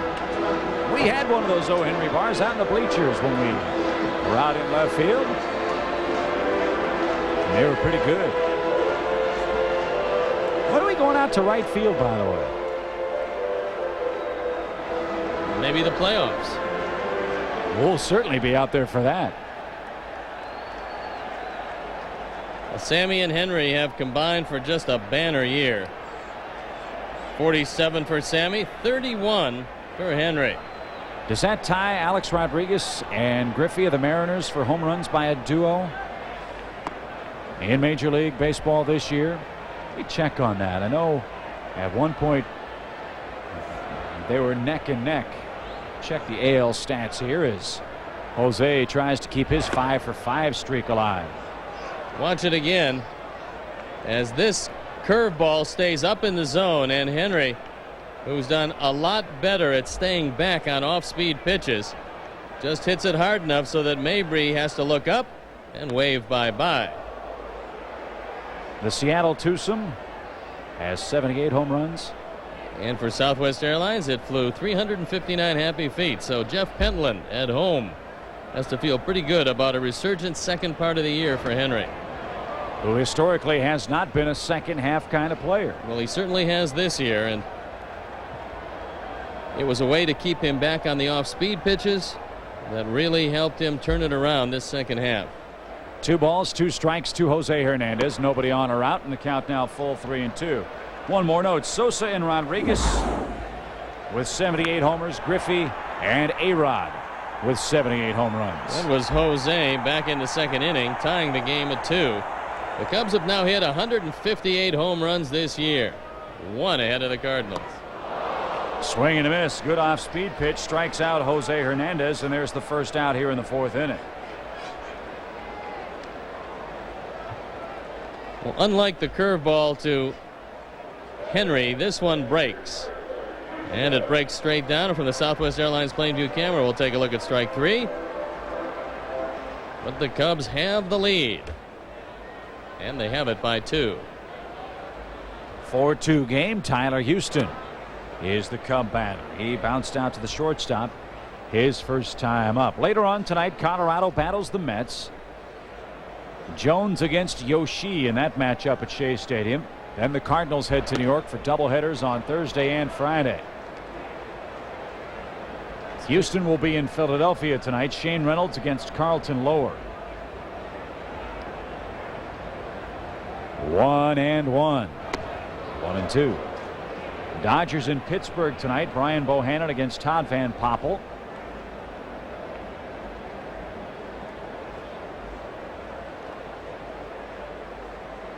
And Amori Telemaco takes the ball for the Diamondbacks tonight. Broken bat, bouncer towards second that Kelly will field and throw to first in time. Houston jammed badly and is retired for the second time.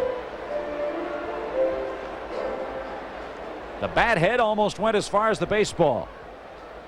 We've seen that a few times. Brian Jordan did that twice last night. And Tyler Houston is 0 for 2.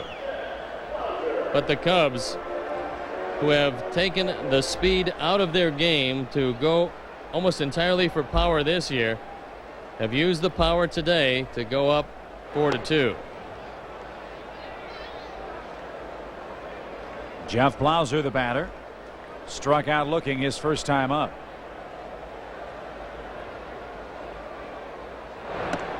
Right through there to even the count at 1-1. 4-2, the Cubs have the lead. That pitch popped up right side. McGwire gives chase, but he will run out of room. It's turned into a beautiful day here. Bright sunshine. It was overcast this morning, but the clouds have dissipated, and it's a nice day on the lake. Not too many sailboats out there, but the occasional hardy soul enjoying today. 2-2.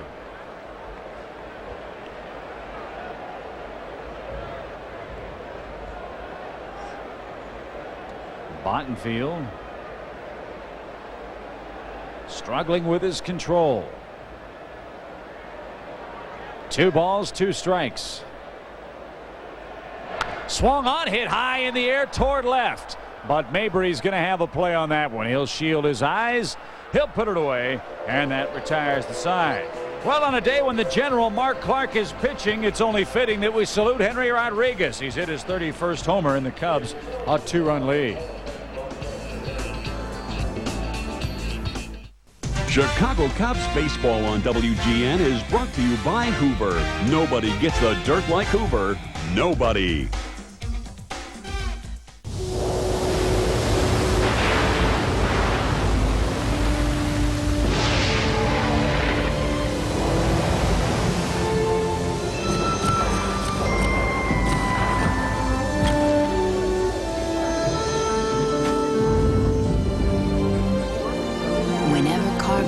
Are put to the test, America's most trusted lives up to its name. Die Hard.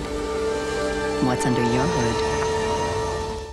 Look inside a new Dodge Ram conversion van, and you'll find a virtual home on wheels. But take away features like the video system, captain's chairs, and plush interior, and you'll find the remarkable new Dodge Ram van with a more powerful Magnum V8 and strong unibody construction. After all, even a home on wheels should be built on a solid foundation. And with $1,500 cash back, you can start construction right away. See the friendly Dodge dealer near you. Ever since the Illinois Lottery announced Lotto's grab for the green promotion, we're out here every morning practicing. Today we're working on hand-eye coordination, concentration, and a good grip. Hey, Rose! Remember the grab! What? Pretend it's money! Lotto's grab for the green promotion. Buy a $5 Lotto ticket and you can be one of 12 people to grab up to $50,000 in Lotto's money machine. Oh, I got one! You're a winner! 4-2 after 4. Jordan, McGwire, and Langford here in the St. Louis 5th. And Gary Gaetti and Jim Riggleman talking things over. We might see Gaetti in a pinch hit role later on in this ball game as Jordan 2 out of 2 takes Steve rank 1. Riggs is probably asking him if you have a home run in your bat that I can use later on. And he has killed the ball in this ballpark. 0-1. Now 0-2. Boy, that ball looks like it's a foot outside. Boy, that corner was absolutely amazing. Brian Jordan's going to have to stand on the plate to reach that outside corner.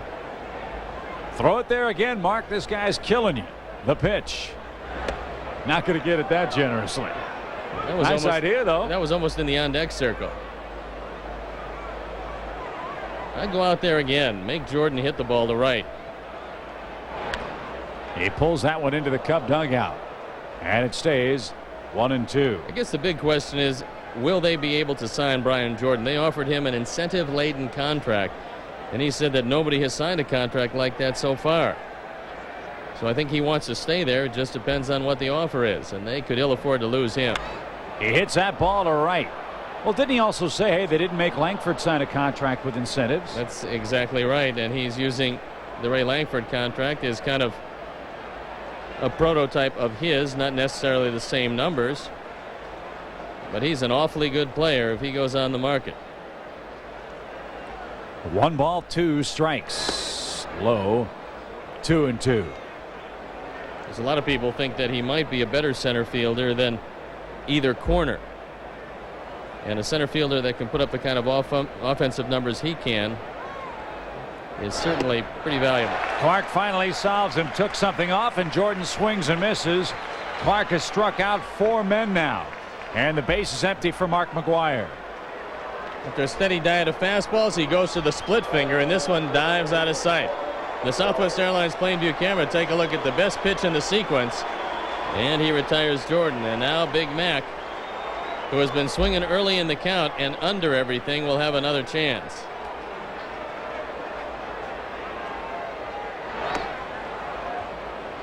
Ball one to Big Mac. McGwire.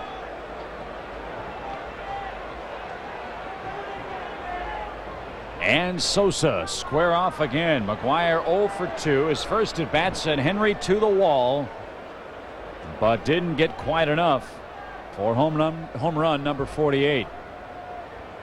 He's ahead 2 balls, no strikes. That's off his thumbs and out of play. That's a nice place to stay on Mark McGwire. You can keep it inside if you can keep it up. If he doesn't swing at it, it's a ball. If he does, he'll jam himself. Boy, the Cubs have done a great job against this guy. He's 4 for 25 on the year, but of those hits, 3 of them home runs. And he's got him reaching again 2-2. Well, last night, Rod Beck threw him a forkball and struck him out. And if Mark can throw the same forkball that he threw to Brian Jordan, we'll have a similar result. Well, I still remember that home run he hit in April here. In the fog, the pitch. I mean, he hit a rocket, a frozen rope, a bullet to straightaway left field. Jose Hernandez was playing out there, and he put his arms up as if to say, I have no idea where the ball's going. Payoff is low, and McGwire walks for the 131st time here in 1998. And the fans boo, but Mark Clark tried to get him out. He didn't pitch around him. He gave him a couple pitches to hit, and in the end, he put him on first. And that is one of the records he might break this year, and that is the all-time walk record held by the Babe. 170 walks in 1923. You'll see it in our Hoover Who's Cleaning Up in Baseball. It's what Big Mac's done. McGwire and Bonds and Ricky Henderson, the only leadoff hitter in the bunch. So the duties fall to Langford to try to drive home the runs now, as Clark keeps on nibbling on the outer edge and keeps getting the benefit of the pulley call. Strike one call. That obviously is going to be what derails either McGwire or Sosa or both of them in trying to hit 60 or more home runs this year, is the walk total. And McGwire's walked 131 times. Sammy had walked 57 times. Neither man walked in yesterday's ball game.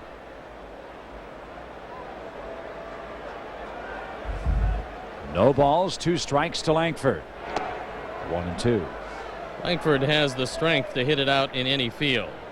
And his hitting instructor, Dave Parker, said that he's at his best when he hits it to left center. So we'll take a look in. There's the fastball inside.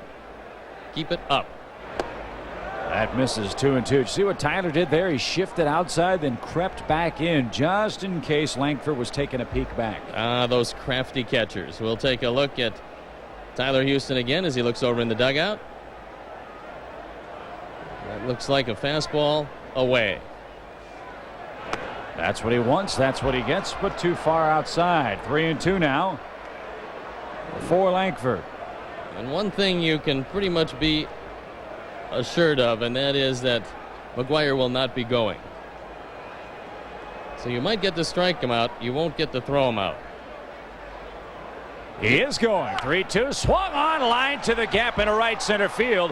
McGwire around second. He's on his way to third. Sosa up cleanly, fires towards second. The ball skips away, but not far enough for further advance. It's a double for Langford. Second and third, one out for Mabry, who has a perfect day hitting going so far today. Well, a surprise party, because McGwire, who never runs, didn't have a stolen base attempt all year, is running, and he makes it to third. And we'll watch the jump. Langford with good speed, beating the play at second base. Mark Grace does a nice job. He has no responsibilities on this play except to get in the middle of the diamond, because Mark Clark should be backing up third, and Mark Grace was able to cut off the errant throw. So here's Mabry, a chance to tie the game. Swing and a foul ball out of play. Mabry 2 out of 2 with a couple of singles in the ball game. Clark's been ahead of him every time he's faced him. but hasn't been able to solve this very talented left-hand hitter, John Mabry. Well, they have a literal plethora of outfielders on this team. If you figure that Gant and Mabry, and then you've got J.D. Drew coming up, and a lot of people figure he's going to be here September 1st. So they have a lot of options, a lot of talented players, but if they're going to make a serious run at it, and I know they have every intention of doing that next year, they've got to get that starting rotation solidified. They expect Brantley to come back at 100% next season. 1-1. A little roller to the left side. Jose's coming home, and they're going to have McGwire very, very easily. Well, McGwire doesn't run well at all. And he could have laid the leather on Tyler Houston, but he pulled up and is tagged out at the plate. We have seen these Cardinals get themselves taken out of inning after inning in this series. There is no way in the world that McGwire is going to beat this play. So he makes the concession speech at the plate, and Langford does not advance. And Langford should have been running for the simple reason that you're going to get one of them. If you get McGwire, Langford should be at third. If you're not going to get McGwire, you get the run. So either way, you got to move up a base. So again, some questionable Cardinal base running may cost them a chance to score again here, but it's up to Tatis. He has an RBI single in the game. Mark Clark again with base runners in every inning but one today, leads the game 4-2. And tries to win for the 8th time in 19 decisions. He gave up 4 runs in 7 2/3 against Houston. He's given up a couple of runs in the first inning today, but since has wiggled off the hook. On the outer edge. Man, oh man. Keep throwing it there, and you'll throw a no-hitter the rest of the way. 1-2. Well, if I'm Lance, I move back a couple of steps because you can live with a single. Take a look at this one. Wow. Man, my partner's loosening up the right arm right now to get back at him. With this strike zone, the pitch. A high chop towards second. Easy hop for Morandini. The throw to first in plenty of time, and the Cardinals have run themselves out of another inning. No runs, 1 hit, 2 men left, halfway home. 4-2 Cubs.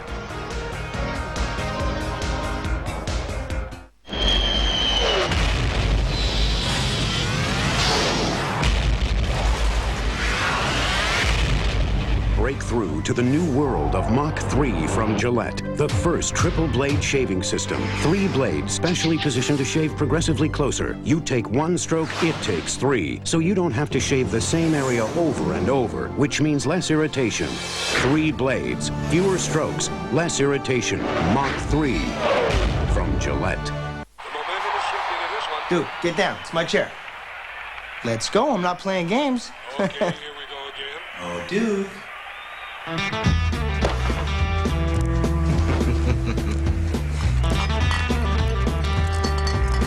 got him right where he wants it.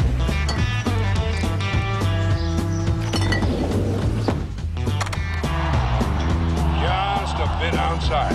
Hey, those dog obedience classes really paid off.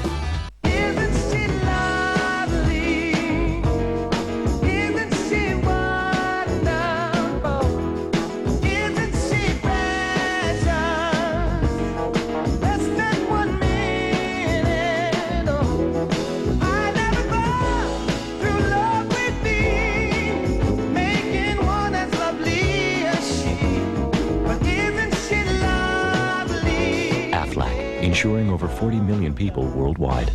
Nothing comes easy when you follow your heart. This is fate. This is a challenge. Felicity. Coming this fall on WGN. She will follow her heart to wherever it leads. Felicity. Coming this fall on WGN. It's a 4-2 game, halfway home here at the friendly confines. Cubs 4, Cardinals 2. Hi again, everybody. Chip Carey along with Steve Stone. Mark Clark gave up 2 in the first inning. The matchup of McGwire and Sosa, nothing going on there, but the Cubs keep on playing a little baseball, and they're beating the Cardinals 4-2. And so far, the Cubs are out executing the Cardinals. As Mark Clark's going to fly out to left, 1 away here in the 5th. I thought that's what those guys were waiting for across the street, because Mark Clark, with a resurgent bat now, has hit the ball very hard.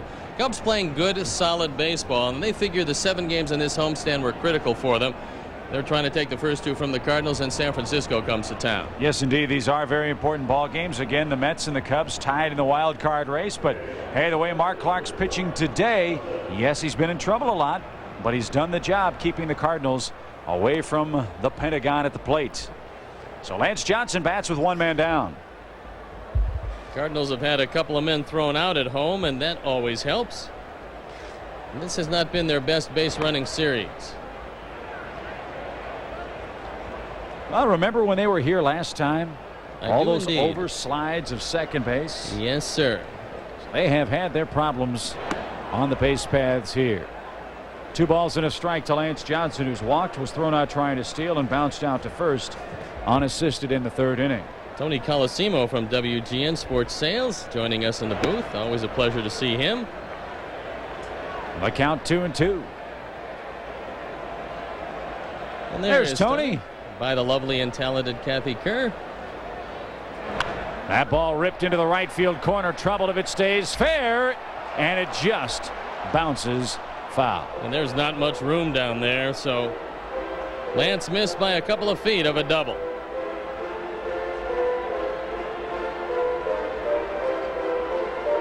And that's how much room you have if you take it down the line. So Lance will stand back in. 2 balls, 2 strikes. Mickey Morandini waiting on deck. Sammy Sosa lurking in the hole for the Cubs here. 4-2 game. The Cubs looking for some insurance against a lineup that can produce some runs. Good swing, but a foul back. Well, and you see what these guys have done against Cub pitching this year. A 2-run lead does not give you a whole great amount of confidence. Not to diminish what Mark Clark or the Cubs pitchers have done, but their hitters are very, very talented. 2-2. Off the end of his bat, and he stays alive again. The Cardinals came into this one hitting .259, but they had hit 1 more home run than the Cubs over the course of the season. However, the Cubs have out-homered them today. Consequently, they lead on the scoreboard, and a huge crowd once again. 3 balls, 2 strikes, and through the wicket of Eli Marrero. The count is full. As Steve mentioned a moment ago, the Giants will be in town tomorrow. It's Kevin Tapani against Ortiz for San Francisco. Kerry Wood will pitch Friday against Oral Hershiser. 3-2 to Johnson.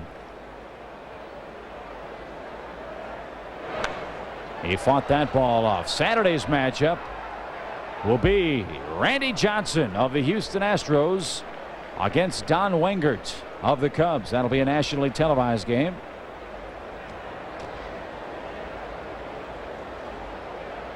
And then we'll have Sunday's and Monday's game here on GN. Then it's on the road to Cincinnati and to Colorado. 3-2 to Johnson, who's working a good at bat here. He slaps that ball into center field, but right at Ray Langford. I have a feeling we're going to see Gary Gaetti starting at first base in that matchup against Randy Johnson, as Jim Riggleman will try to get the right-handers in that lineup. Glenn Allen Hill will certainly play. And there's a look at Riggs, who's done a fine job this year. So Mickey the batter, he's 0 for 1 with a walk. Mickey carries a brief 2-game hit streak into today's play. He's 2 for 8 during that span. 2 for 9 counting today's at bat. And there is Gary Gaetti. It's much better in a Cub uniform than he did in a Cardinal uniform. Yes, of course, Bob. Andy McPhail remembers how good he looked in a Twin uniform when he was helping them win it all in 1987. Line drive to left is going to drop for Morandini. 3-game hitting streak for him. Well, that brings to mind, Stoney, the great line by Bob Uecker in Major League. He said, it's funny how a change in uniform changes your perception of a guy. And that really is true. There is no doubt about that. And Andy McPhail, who was the general manager then of Minnesota, had some good veteran players when he took over, and they helped lead the way, and Gary Gaetti was one of them. He is a big game player, and the Cubs will have some big games going down the stretch. So Sammy gets that huge hand, and let's see if he can take one out. He missed by about 3 feet, hitting the top of the wall last time in the 3rd inning. So Sosa the batter. He's 1 for 2, and he sends a rocket deep toward left. Back goes Mabry at the track, at the wall. He's got it, number 48.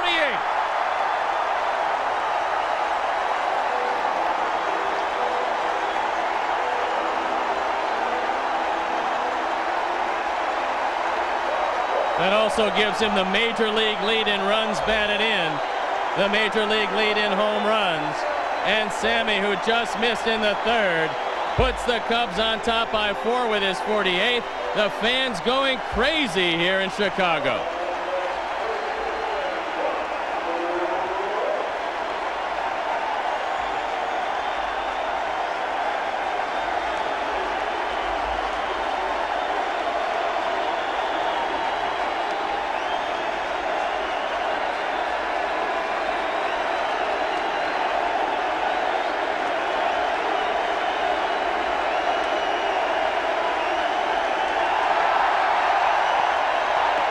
The cheer for the curtain call. 48 home runs for Sosa. He leads baseball in homers. He leads baseball in RBIs now. And more importantly, the Cubs lead in the game 6-2. Every run courtesy of the home run today. 3 two-run bombs. One by Jose Hernandez, one by Henry, and one a moment ago from Sammy Sosa. Wow. We're in the 5th.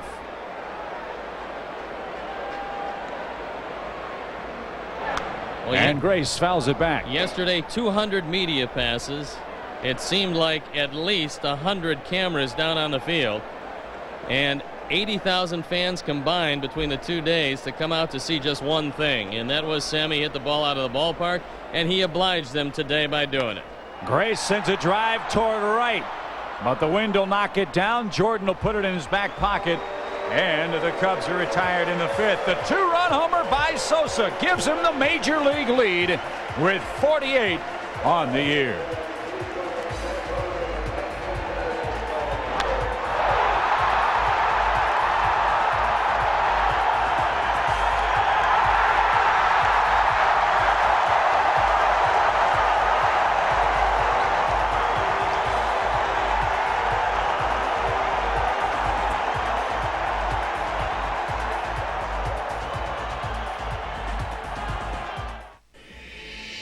Flying to the New England area for business?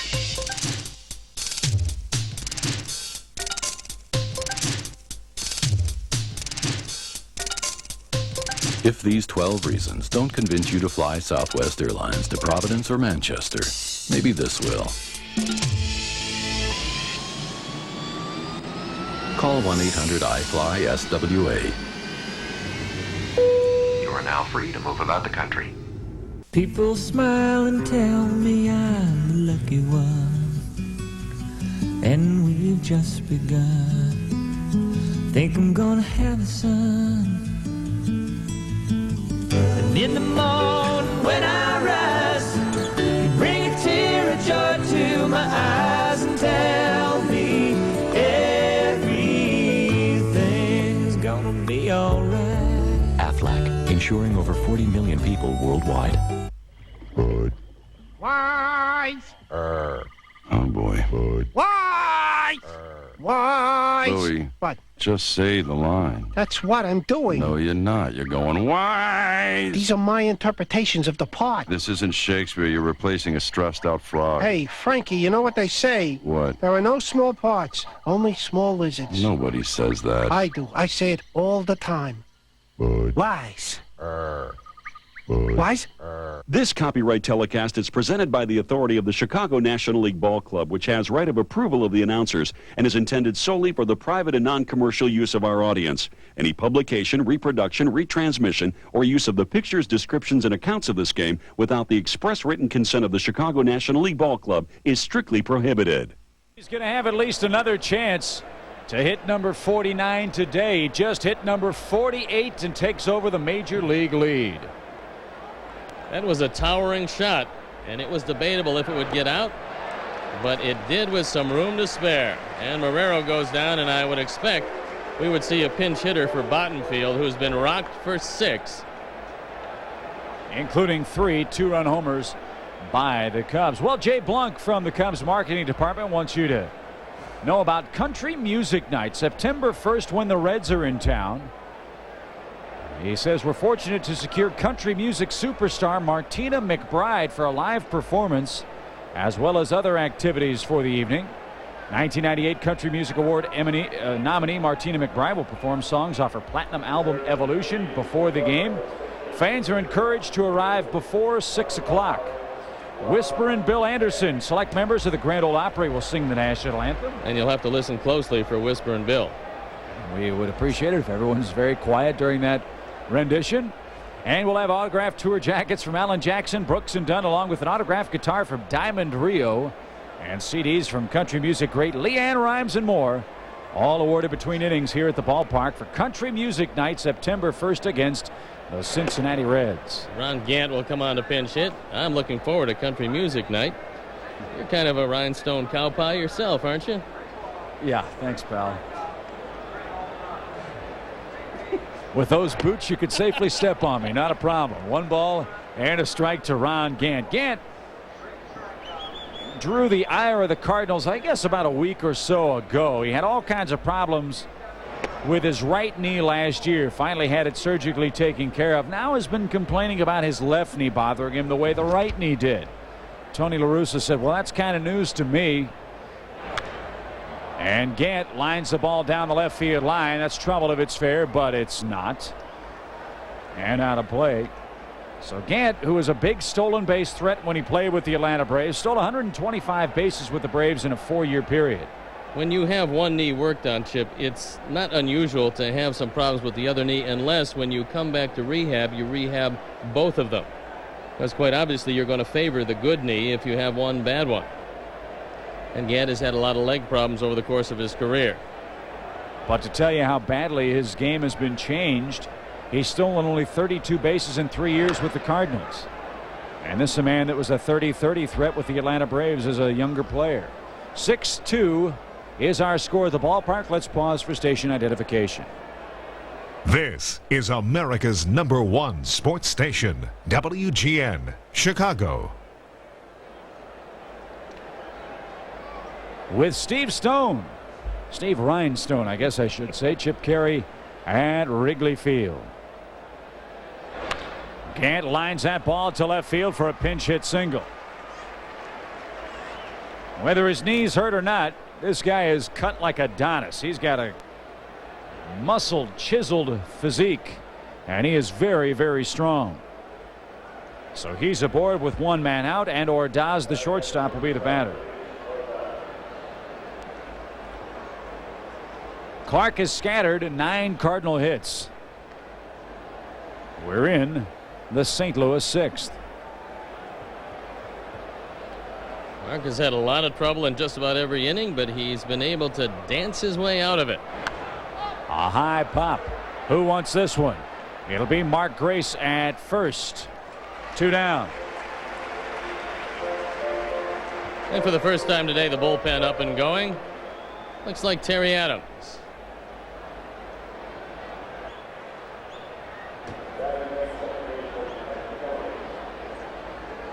There's Terry. Hopefully he can rebound from a tough couple of weeks. Cubs have a 4-run lead. And here's Pat Kelly. Kelly 0 for 3 and has yet to get the ball out of the infield. You like this guy? You like this kid as a player? I thought he had a very good series against us in St. Louis. I like his defense. I like the fact that he will try to bunt on occasion. Obviously, Delino DeShields is a better offensive player. Kelly might have the nod defensively. 0-1. There's that bunch you're talking about. Clark will barehand. Off balance throw is wide to first, and a great play by Grace to save the throwing error. Well, at least once a game he's going to try it. He popped it up the first time, but that time with Jose back. It's a pretty good play. You're 4 runs down. You know that if you keep the inning alive, you going into Jordan and McGwire. So with 2 outs, Mark Clark will have a tough assignment against a man that he's had problems with, Brian Jordan. A very good play by Pat Kelly. So Jordan 2 out of 3 with a single, a double, The only blemish, a strikeout, his last time up. Felix Heredia getting loosened up for Ray Langford in the 4 spot. But let's hope it doesn't get that far. Fastball and strike, 0-1. Jordan, a career .303 hitter after the All-Star break. I'll be glad when we don't have to see this guy until next year. He is a very, very tough customer for the Cubs to handle. A high chop up the middle. Morandini behind the bag. Flips to second. Not in time. Everybody's safe. And now you got to face Big Mac with the sacks juiced, representing the tying run. Good hustle by Kelly, and the only play really for Morandini was to try to get the force. Watch it again. It's very close at second, but as you can see, Bruce Dreckman called him safe. Pretty good call. Here comes Jim Riggleman, and he wants to talk with Mark Clark, who has given up 11 hits. We're not through the 6th, and he wants Terry Adams against Big Mac. So Mark Clark departs after 5 innings and 2/3. He surrenders 11 Cardinal hits, but he leaves with the lead. Adams comes in with the bases loaded to face Big Mac. We'll see how this matchup fares right after this.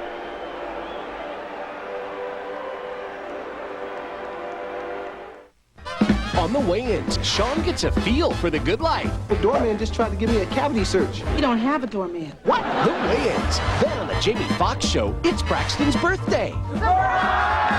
And Jamie got him the perfect gift. Lolinda the blow-up doll? Too bad it ends up at the wrong party.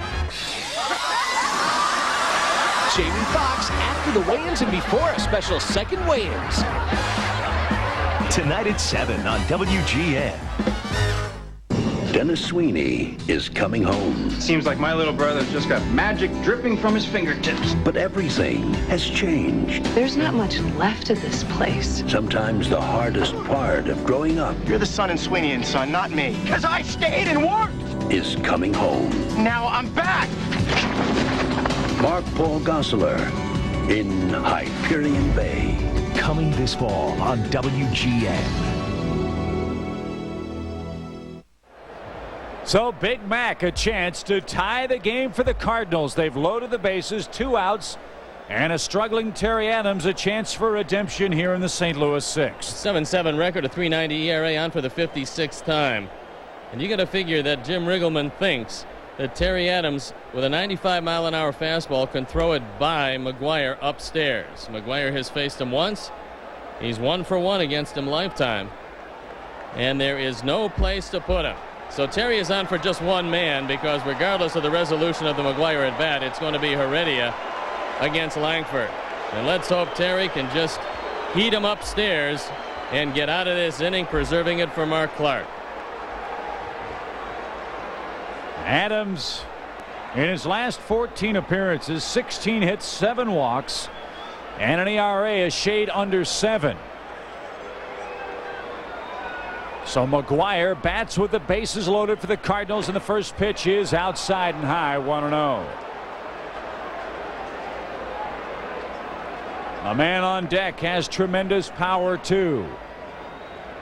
McGwire 0 for 2 with a walk, and the Cardinal fans here praying for McGwire to do something. 1-1.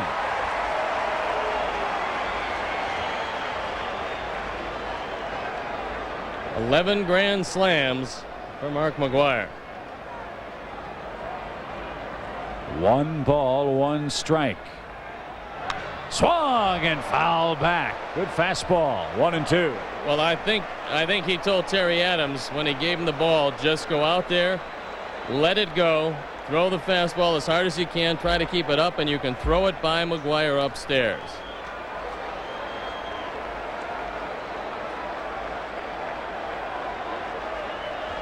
One and 2 to Big Mac.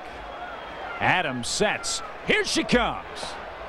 Off Houston's glove. That's going to score a Cardinal run. That's a pass ball. That was not a wild pitch. That one should have been handled. He was trying to heat him up upstairs. It's now a 6-3 game. And watch it again. Tyler just misses it. So charge that run to Mark Clark, the third he's given up today. The runners advance to second and third. The Cub lead cut to 6-3. And McGwire facing a 2-2 count, now first base open.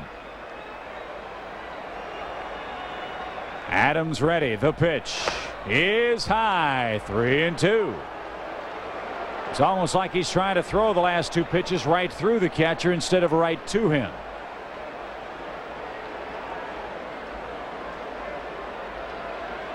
Three balls, two strikes. The pitch. Inside, he lost him. Ball four. Bases again loaded. And that's going to be it for Terry Adams. So Adams fails to get the man assigned to him. He walks McGwire. Now the Cubs have to go to the left-hander Heredia to try to retire Ray Lankford. Third pitcher of the inning for the Cubs. 6-3 our score in the St. Louis sixth. The height of passion, the depths of evil. You have no idea what it's like to have done the things I've done. Buffy and Angel's haunting romance couldn't last forever. Vampire in love with a slayer. It's rather poetic. This summer, see how it all began on special Monday episodes. You come near us and I'll kill you. Buffy, the first episodes on the WB. Tonight at 8 on WGN. Coming this fall. So do you smell something funny? Check your feet. When you're in love, life's a permanent honeymoon. Until the City League playoffs are over, you stay out of the strike zone. And together, hey, Mel! You can get through anything. Wait till Mel finds out all those meals I cooked were takeout. Well, almost anything. It's when they find out what they thought was PMS is your real personality. For your love. Coming this fall on WGN. Cardinals continue to bat here in the sixth inning. It's lefty against lefty here. Lankford against Felix Heredia. Heredia on for the 49th time, a 5.13 ERA and 0-3 record. This is combined with the Marlins and the Cubs. And he faces a very dangerous Ray Lankford, who is 1 for 3 against him a lifetime. And Heredia is a specialist. He deals very well with left-handers. For the Cubs, he's been a whole lot better than he was for the Marlins. This is his 10th appearance, an ERA of 2.84. And no margin for error here with the bases loaded and 2 outs. And Lankford has been awfully tough in these situations. He has 5 slams, as you see. And now Lankford, 1 for 4 lifetime against Heredia, stands in. He's already got a couple of hits in the game. Swung on, first pitch rocketed, foul out of play, 0-1.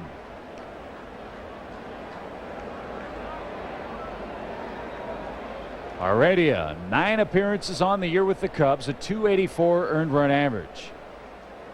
Just 2 runs in 6 innings and a third.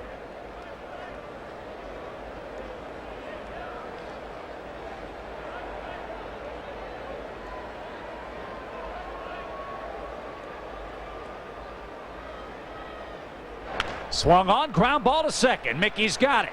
He cradles it. He throws to first in time, and Heredia gets the job done. 1 run, 3 hits. The Cardinals leave them loaded. It's a 6-3 ball game.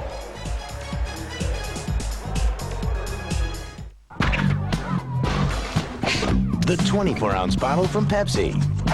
It's perfect for a lot of little thirsts. Or one great big thirst. Uh-oh, not again. Hey, Shaq, thanks a lot. Sorry. The 24-ounce 6-pack, only from Pepsi. A little help, please, buddy.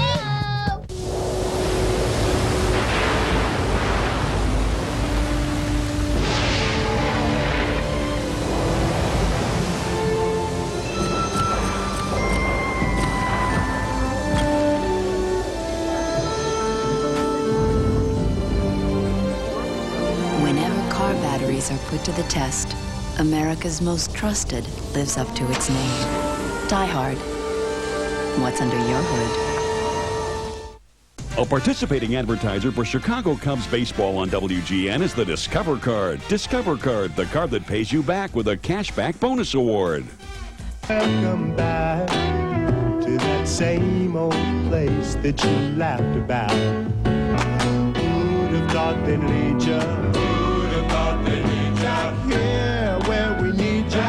Here where we need ya. Yeah, we tease him a lot, 'cause we got him on the spot. Welcome back. Welcome back, welcome back, welcome back. If you ask us, it just tastes better. WGN TV on the web. The latest in news, weather, sports, and more. Visit Chicago's very own at WGNTV.com. The Cardinals settle for 1 run in the 6th. It's a 6-3 ball game. And a new Cardinal pitcher, John Frascatore, I believe, takes the mound for St. Louis in relief of Kent Bottenfield. Frascatore at 2-3, ERA 4.15, on for the 57th time. And control at times has been a problem, and the first man he's going to look at is the author of one of those 2-run homers, Henry Rodriguez. His 2-run poke came in the 4th, and he swings at the first Frascatore offering and skies to left, where Mabry holds 4th. 1 pitch, 1 man out. Bullpen up and going again. Felix Heredia did his job, retiring a very tough Ray Langford with the bases loaded, and now Matt Karshner throwing in the pen. And as he does, we'll remind you that our senior producer director of Cubs baseball is Arnie Harris. Today's game produced by John Walgren. Our associate producer is Mark Brady. The coordinating producer is Kim Fields. Our executive producer of WGN Sports is Bob Vorwald. Our thanks as always to the lovely and talented Kathy Kerr for her help. She's our booth AD today and every day at Wrigley Field. Jose Hernandez, another 2-run homer for the Cubs today, his 18th of the year. He's had 5 hits and 6 tries in this brief series. Went 4 for 4 last night. Terry Mulholland walking slowly down to the bullpen, and once again we send along best wishes to a speedy recovery to his father, Terry Mulholland, convalescing in a hospital in Pennsylvania. A high chop to short. Polanco couldn't handle it. Played the in-between hop, and that cost him. Well, you have to come in and smother that ball. When you wait back, you've got a problem, and that's going to go as an E6. And Ordaz cannot make the play, and we have seen a very spotty Cardinal defense. If you come in on the short hop, you've got a chance. But he tried to backhand it right in front of him, and it cost him the air. So Jose aboard. And he's aboard for Tyler Houston, who is 0 for 2 today. He's grounded to short, and he's bounced to second. Cubs 6, Cardinals 3 in the home half of inning number 6. Steve Psycho Lyons, former White Sox, former Red Sox, former Cub, will be our guest conductor of the 7th inning stretch. 1-0 the count to Tyler. Formerly lived in my building when he made his home in Chicago, and he's a very nice young man. And he and his lovely wife Krista expecting their first baby any minute now. She's probably watching the game out in Los Angeles today. There's a drive hit deep toward right. Jordan back in the well has room. That's just the wrong direction today. The wind is blowing straight in from right field. Tyler Houston thought he had every bit of it, and he might have had he hit it right at the 368 mark, but there was a lot of room in that well area. The wind knocked it down, and Tyler comes up empty. He hit that ball right on the nose.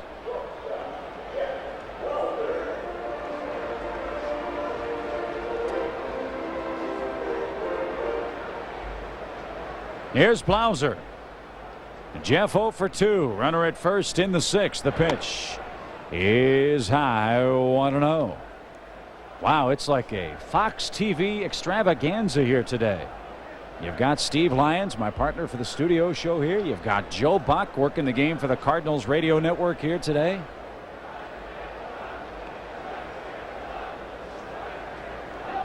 There's Joe with his Happy Meal. He's a young guy, but I didn't think he was that young. 1 ball, no strikes. Check swing. He went around 1-1.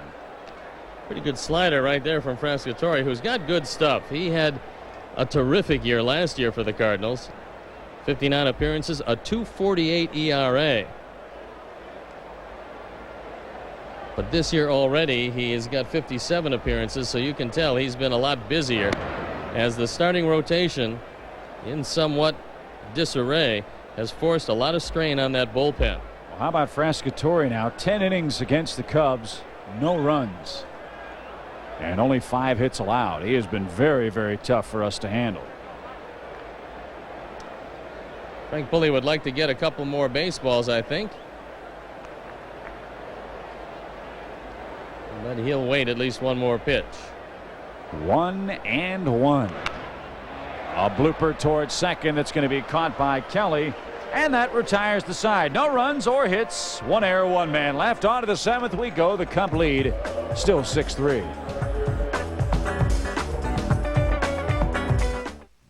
Chicago Cubs baseball on WGN is brought to you by Pepsi. Generation Next. How you doing, Sarge? Okay, folks, what'll it be? What would you like, sweetheart? A Pepsi, please. Sorry, we only have Coke. Now you've done it. You're sorry? Not half as sorry as you're gonna be. I ordered a Pepsi, pal. She's got a mind of her own. What's with this guy? Look, I just thought... You thought? What you really thought was that I don't know the difference between Pepsi and a Coke, right? Here's your Pepsi. Thank you. Kids say the darndest things. What are you looking at? I like this place.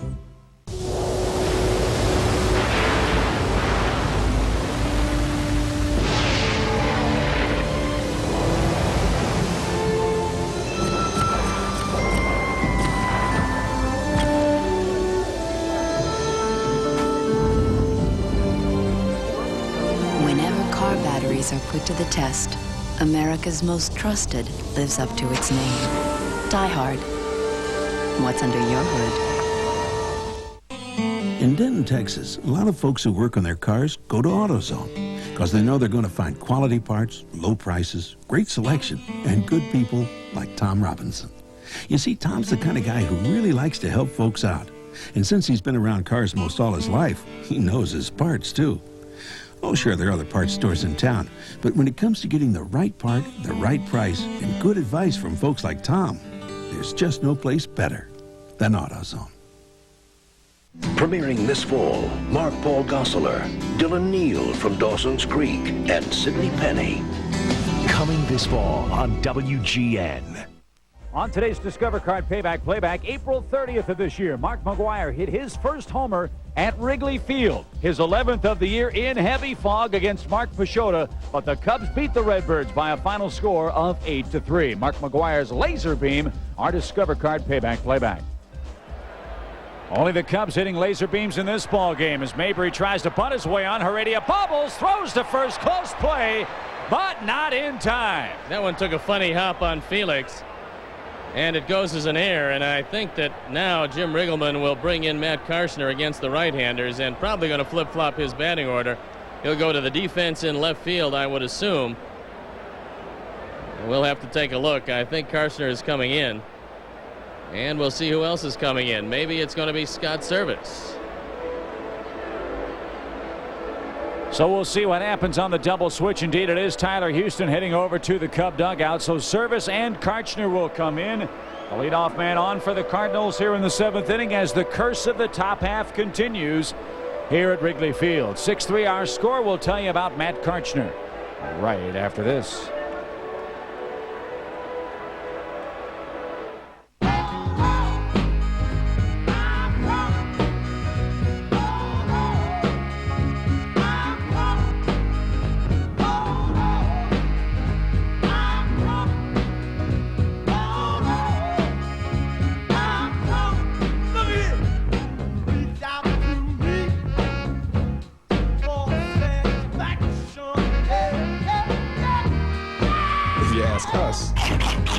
It just tastes better.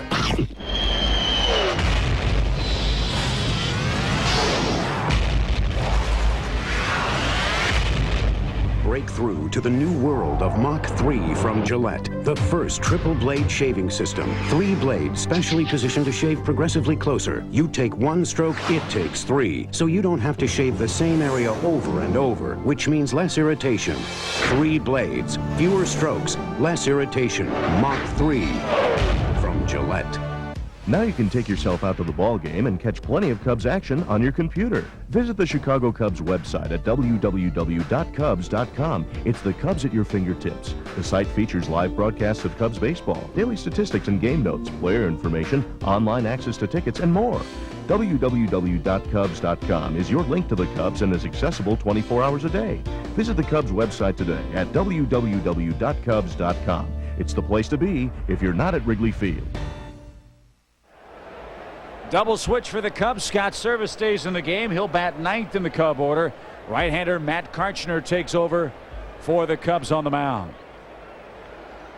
First pitch swinging is Tatis. He sends a drive hit high in the air toward left. Henry has room. That one given a long ride, but not quite far enough. So Tatis flies to the well in left for out number one. And before Marrero bats, we'll remind Cubs fans this Saturday, Gatorade Lunch Bag Day at the ballpark. The first 10,000 kids 13 and under attending the Cubs-Astros game get a lunch bag compliments of Gatorade. For tickets, stop by the Wrigley Field box office or call 312-831-CUBS. There are tickets available. Not many, says Frank Maloney, but you want to call early to get your tickets for these ball games coming up. Eli Marrero takes ball one from Karchner. Matt Karchner has been pretty good for the Cubs. A 2.84 ERA. This is his 10th appearance. And Terry Mulholland loosening up in the pen in case Tony La Russa thinking about a left-hand pinch hitter down the line. Swing and a miss. Blew it by him. 1-1. Karchner doesn't throw a changeup per se. He throws that Fosh pitch. That goofy kind of slider changeup type thing. Is that a technical term? I sure hope so. I hope I didn't violate any FCC rules by saying that thing on the air. 2 balls and a strike. He's got a good fastball and a pretty good slider. And you just can't bring yourself to say Fosh. Well, that is the dead fish kind of approach that was created a few years back. Kind of like a changeup. That might have been it there. He went around 2-2.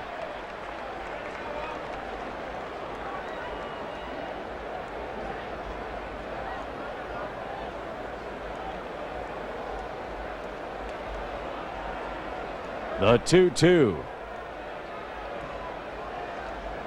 Here it comes. Low. 3 balls, 2 strikes. From the game for Willie McGee. No, Delino DeShields. Oh, it's DeShields.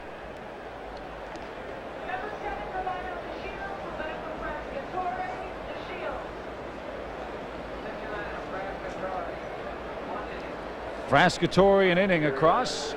All zeros. And DeShields will pinch hit for St. Louis. And he's a pretty decent bunter also, so you have to bear that in mind. And Jose Hernandez comes creeping in at third. 2 outs, runner at first. The pitch cut on, fouled back, and out of play.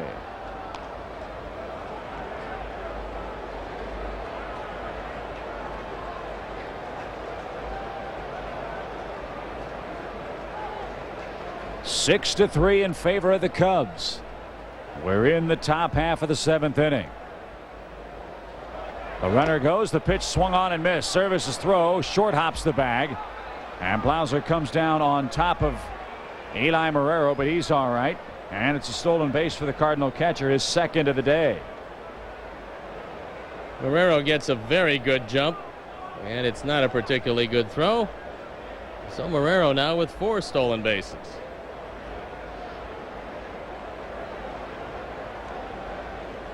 Nothing and 2. A base hit could mean a Cardinal run. The pitch misses outside. 1 ball and 2 strikes. Henry playing fairly shallow in left field. He already has 1 assist, and it was a big one. The 1-2 is in the dirt. And the count moves even now. 2-2 to Delino DeShields. Cubs bidding for win number 70 on the year.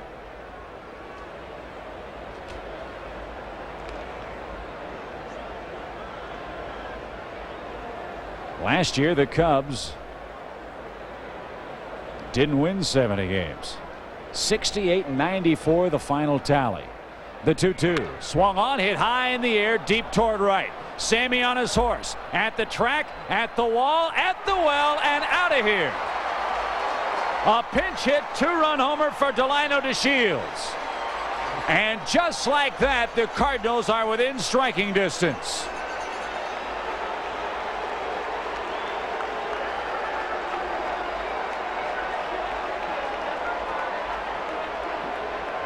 Well, Tatis came close to left field, and Delino DeShields took it all the way out of the ballpark. And it cuts the lead to 1. That's the 5th home run of the year for DeShields. RBIs number 32 and 33. And he got every bit of this into the wind as Sammy drifts back, hoping that it would drift into the well. No such luck. And it's a 6-5 game. Boy, if he hits that ball 3 feet more to the right, it's a fly out. But instead, the ball did fly out into the basket, and the Cardinals now down just a run. And now Ordaz, the hitter, and he swings and pops it foul out of play. Ordaz 0 for 3 on the year, or on the ball game, I should say. His average 156 coming into today's play. That's the 9th pinch homer this year for the Cardinals. 0-2. And that is a pretty impressive total. And don't forget, mighty Mark McGwire has another swing left in the game for St. Louis. Sammy Sosa, another one as well coming for the Cubs, and that's a rocket right back up the middle. So Ordaz has a hit. The Cardinals have 12 of them now. Right back through the middle. For the first time today, Ordaz has a hit. This is a hanging slider up in his eyes. And he deposits it into center field. So the air by Heredia opened the door. And now the Cardinals have stormed through for a couple. Tying run aboard in the 7th. And Kelly, the hitter, he bunted safely in the 6th.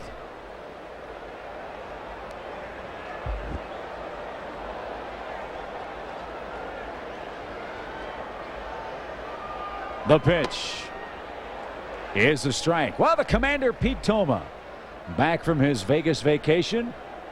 Cubs had a big lead until he showed up. A lot of people can't vacation as much as he can, but he can do it with the best of them. The 0-1 swung on, popped out of play while the guys that do all the work, Mark Brady and John Walgren, and of course Arnie Harris, they're in the trenches sweating it out day by day. Pete comes in, works a couple games, takes a week off, works another couple games, takes 2 weeks off. And this is a huge out for the Cubs, because if you can get Kelly out, you don't have to face Jordan, who is awfully dangerous. The 0-2. Swing and a miss, struck him out, and the inning is over. But 2-run score for the Cardinals, and at the 7th inning stretch, it's 6-5, and welcome Steve Lyons. Joined in the singing of Take Me Out to the Ball Game, led by former Major Leaguer and Fox baseball analyst Steve Lyons. All right, let's see if we can do this better than Ditka did. A 1, a 2, a 3. Take me out to the ball game. Take me out to the crowd. Buy me some peanuts and Cracker Jacks. I don't care if I ever get back, for it's root, root, root for the Cubbies. If they don't win, it's a shame. For it's 1, 2, 3 strikes, you're out at the old ball game. Woo!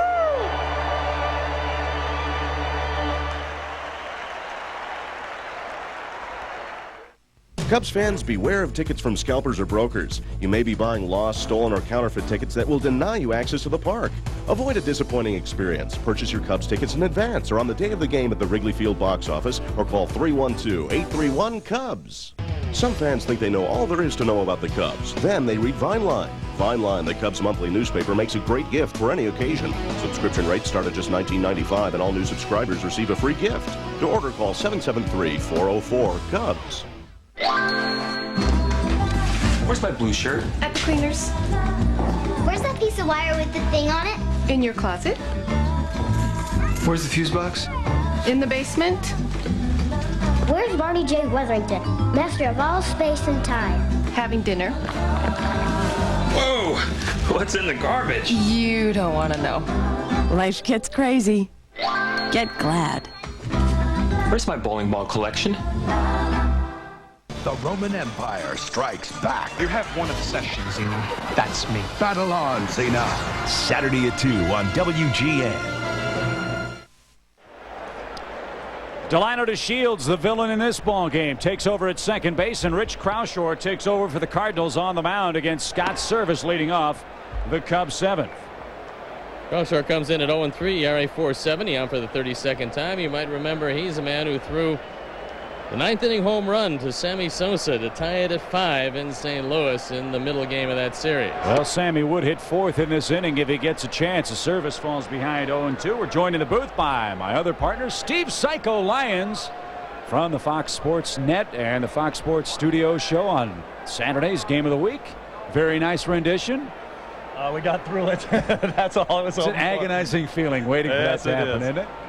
0-2. Swung on, line, base hit, left field, Service. Leadoff man on for the Cubs here in the seventh inning. Well, you know all about Chicago. You know all about Wrigley Field, and the Cubs had a very brief Cub career, however. Very, very brief. Spring training and out. That was as much as they could stand. Didn't take you long to make a lot of friends. That's right. So you saw the crowd booing me there before I started singing. Well, you're a White Sox. We would expect nothing less. Here's one of the highlights of your career, Steve. We remember this one. Oh, here we go. That could be trouble. Yeah, I remember this one real well.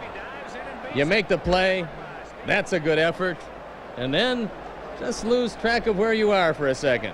You know, I needed a date. You were out of the baseline, too.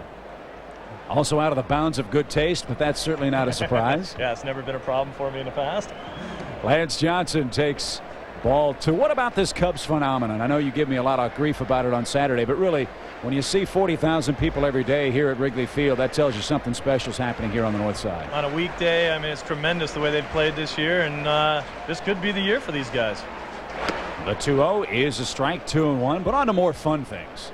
You're about to become a dad again. Oh, huh? yes, I am. About a week away. In fact, I got my beeper on right now in case something happens, and I'm going to be hopping on a flight here in about an hour or two anyway, and I'll be closer to home. But it would be ugly if it happened right now and I'd have to jump on an earlier flight. Well, let's hope the baby looks a lot like your lovely wife, Krista. Yeah, let's hope. He's right. Boy or girl, or did you all find out? We don't know yet. Oh, that's great. Well, it's an exciting time, and you have 2 other beautiful daughters as well, so we know you've got the parenthood thing all handled. You're ready to go, and forget about sleep. It's not important anyway, right? Yeah, sleep when you're dead. Oh, boy, what an optimist. Now, you see, I've got you on my left and Steve Stone on my right. Man, somebody help me out here. 2 balls, 2 strikes. It's a 1-run game to Lance. The pitch swung on, lined into center, but right at Ray Langford. 1 away. Mickey Morandini is going to be the batter. We'll offer your analysis of this ball game, Mr. Lyons, if you will. What have you seen that sticks in your mind so far today? I think everyone comes out to see the home runs that are being hit with Sammy, and both McGwire went deep to the track. Sammy went off the wall and then finally hit one out of the yard. A little bit of a sloppy game today, but right now the Cubs on top, and that's where they want to stay. Morandini with a base hit and a run scored ahead of Sammy's 2-run shot, and he takes inside. You said last Saturday that you thought both McGwire and Sosa would be adding to their home run totals this week. Is there a reason why you felt that way? I just felt that both guys had gone through a little bit of a lull period, and when you're a power hitter like that, you're going to go through streaks of ups and downs, and they had both slowed down, McGwire in particular. Morandini hits that ball in the air to right. Jordan shields his eyes from the sun, and puts it away for outs number 2. Before Sammy Sosa's at bat, we have found the man that caught his 48th home run, and this was his reaction. Someone offered me $1,000. $1,000? You're not going to take it? You're going to keep it? What if they're going to play out? You think they'll sell it then? I keep it. I keep it. Yeah? I keep it. Well, Sammy, no stranger to Croucher. The last time he looked at him, he hit one out of the ballpark, and one here would give the Cubs a little desperately needed insurance. And Psycho Steve Stone and I have talked all year long about what kind of a different player Sammy Sosa has become this year. You played with him when he was with the White Sox. What have you noticed about Sammy? He's a much more patient hitter. He'll take a walk a lot more readily than he ever did before. You used to be able to get him out all day long on bad sliders in the dirt, and he doesn't swing at as many of those anymore. 1-0 is high, 2 balls, no strikes. He also can work a count for the first time, Steve. You know how important that is. A guy can go up there if he's not swinging at the first pitch all the time. You find yourself with a lot of 2-0, 3-1 counts, and that's what any power hitter's looking for. Gets a lot better counts to hit in, and he's still pretty much a free swinger, and he's a great bad ball hitter, so you can't throw him a pitch that he doesn't like to hit. Laid off the fastball, 3-0. Well, you know one thing, he'll be given the 3-0 green light, and he's moving up with every passing day. He's got Andre Dawson in his sights, and then only Hack Wilson will stand between Sammy and the all-time Cub record. 3 balls, no strikes. Croucher sets and delivers. Swing! Oh, what a cut he had. It's 3-1. I got to believe 190 RBIs is fairly safe, but yeah, you have to have so many guys hot in front of you. You have to have a tremendous year, and you have to have the 2 or 3 guys hitting in front of you. You have to have a great year and be on base all year long in order to drive in that many guys. Mickey Morandini has done a great job with on-base percentage in the 4 teens most of the year, and that set the stage for a lot of Sammy runs batted in. 3 balls and a strike. Ball 4. Sosa is walked.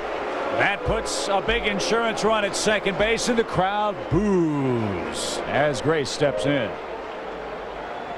And if you're Tony La Russa, do you go to the pen to bring in the left-hander? You got Grayson Rodriguez. And I got to believe he'll go to the left-hander as Sammy and Mark McGwire talking it over. Did you see what Mac did? He said, what's all this V and kissing and stuff? And then he smacked him with the glove. Those 2 guys really have enjoyed each other's chase, and they have become each other's biggest supporters here in 1998. Cardinals will go to their bullpen. It's going to be Lance Painter that'll come on and face Mark Grace. Well, I think that in a one-run game. Mark McGwire probably saying to Sammy, I'm a real big guy. I know how I can hit him, but compared to me, you look like a jockey. How do you hit so many of them? Yeah, that's because he's not seeing him without his shirt on too often. Sammy's put together pretty good. I would say at about 5'11", 5'11 and a half, about 210. Sammy is an awfully strong man. So Mark Grace is the hitter against Lance Painter. He becomes the 4th Cardinal pitcher. It's a 1-run game in favor of the Cubs, 6-5 in the bottom half of the 7th inning. Chip Carey, Steve Stone, and Steve Lyons, budding superstar with Fox Sports. And my partner on the Saturday pregame show, our guest conductor for the 7th inning stretch. Well, they're trying to work you to death out in Los Angeles, aren't they? I don't have too many days off, but you know, I was selling hot dogs 3 years ago, so this is a good change. You know, get the opportunity to work a little bit. You don't turn it down. And your old buddy, the wonder dog, Rex Hudler, is sitting to our left, giving you the standing ovation for your conduction of the 7th inning. And you know, it's so much better when I warmed up too. Yeah, right. As soon as they put the mic in your hand, you lose your voice. Well, you sing much better in the shower. You always do. I mean, that's just kind of standard procedure. That's a little more information than we wanted to know, Steve. Anyway, Mark Grace, Henry Rodriguez, and Jose Hernandez are due up here in the 7th inning as the Cubs try to win their 70th game of the year. Remember, the Cubs won just 68 times in all of 1997. Painter's been pretty good at 4-0, ERA 3.55, on for the 52nd time. He has given up 5 home runs, however, in 38 innings. His control has not been good. 25 walks, just 31 strikeouts, and he inherits Base runners at first and second for Mark Grace, and it'll be interesting to see how they defense Grace. You've got a great arm in left field, a very good arm in right field, and this is one of the better throwing outfields all the way around. Now, they will run on Langford in center, but bear in mind you've got Scott Service out at second base, and he doesn't run particularly well. And what a big insurance run that could be. It's a one-run game. Painter against Grace, and Mark, a .285 hitter this year against Southpaws, takes ball one outside.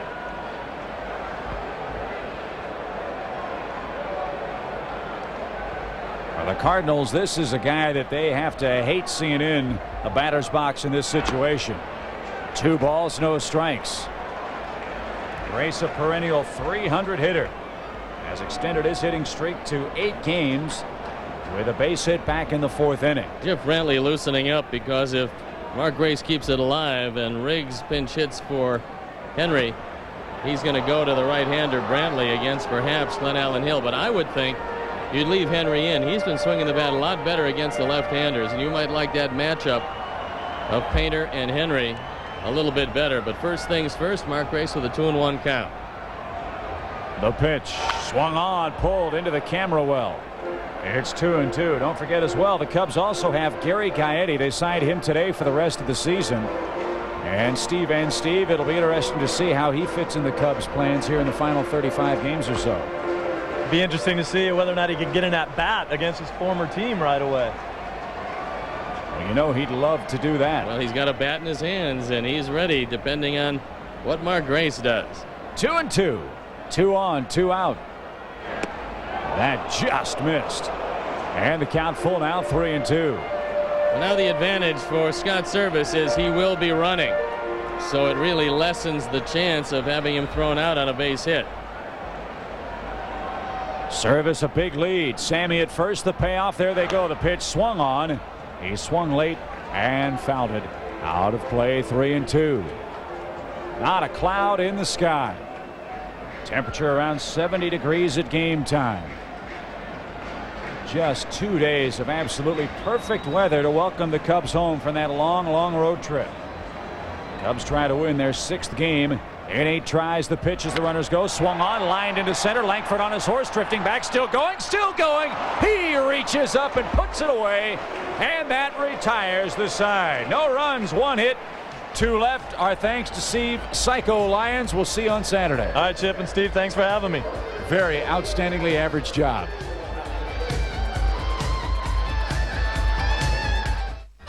On the weigh-ins, Sean gets a feel for the good life. The doorman just tried to give me a cavity search. We don't have a doorman. What? The weigh-ins. Then on the Jamie Foxx show, it's Braxton's birthday. And Jamie got him the perfect gift. Lolinda the blow-up doll? Too bad it ends up at the wrong party. Jamie Foxx after the weigh-ins and before a special second weigh-ins. Tonight at 7 on WGN. The 24-ounce bottle from Pepsi. It's perfect for a lot of little thirsts. Or one great big thirst. Uh-oh, not again. Hey, Shaq, thanks a lot. Sorry. The 24-ounce six-pack, only from Pepsi. A little help, please? Somebody? Here we are in this simple, majestic setting. None of the usual interruptions. Nobody around to distract us from introducing AT&T One Rate Plus. Now, the key point, the thing to remember is that every call you make from home with One Rate Plus, every call, day and night, 10 cents a minute. Did you say 10 cents a minute, dude? How do they find me? AT&T One Rate Plus. 10 cents a minute, anytime. Call 1-800-41-RATE to enroll. The Army means hard work. I don't know how real Army guys do it.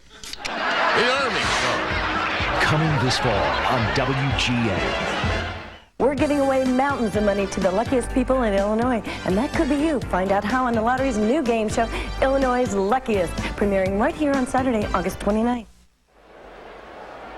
Well, this figures to be a very, very tough inning as Matt Karchner goes through the heart of the St. Louis order. But first, our look at the Ameritech playbook. Little defense on the part of Jose Hernandez first. There was little defense, but he's helped out by Henry Rodriguez, who guns down Marrero at the plate.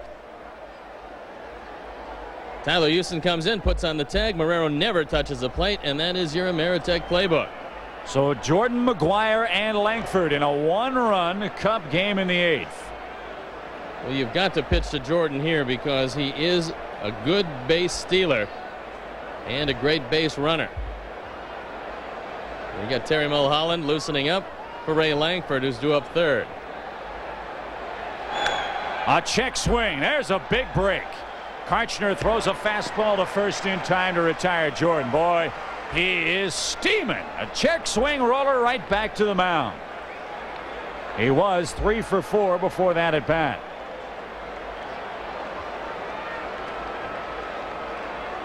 So Sammy Sosa, baseball's leading home run and RBI man, playing right field for the Cubs. Sosa with 48 homers, 121 runs batted in, both of them career highs. And downstairs to Big Mac, who's 0 for 2. He's walked his last 2 times up. And Mac has seen Karchner a lot in the American League, so he is not unfamiliar to him. The 1-0. 2 balls, no strikes. Crowd booing. They want McGwire to swing the bat. Well, McGwire 3 for 4 lifetime against Matt Karchner. Big breaking ball. He took it for a strike, 2-1.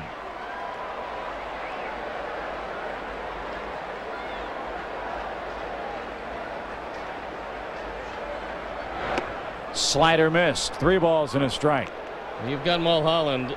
Regardless of the resolution of this at bat, it's going to be Mulholland against Langford. And Mabry too. The 3-1 to Mac. Swung on, belted deep toward left. No doubt about that, baby. We are tied. And McGwire is hit number 48. He got him in a 3-1 hole. He came at him with a fastball. The second home run Karchner's given up. And so Mark Clark can't win it. Kent Bottenfield can't lose it. And we are tied at 48 for the home run lead. And the fans who have come here today have gotten their money's worth. McGwire now has driven in 107 with his 48th. And just like that, the game is tied at 6. And that young man has a souvenir, fought for, I'm sure, and Karchner will depart. And Mulholland will come into the game. What a ball game. It's 8. 48 home runs now for Mark McGwire. The game now tied 6-6. Matt Karchner has given up 2 home runs in the ball game. And now the Cub bullpen turns to Terry Mulholland to try to end this 8th inning. Big Mac unloads. So has Sammy. And we're tied again at the friendly confines.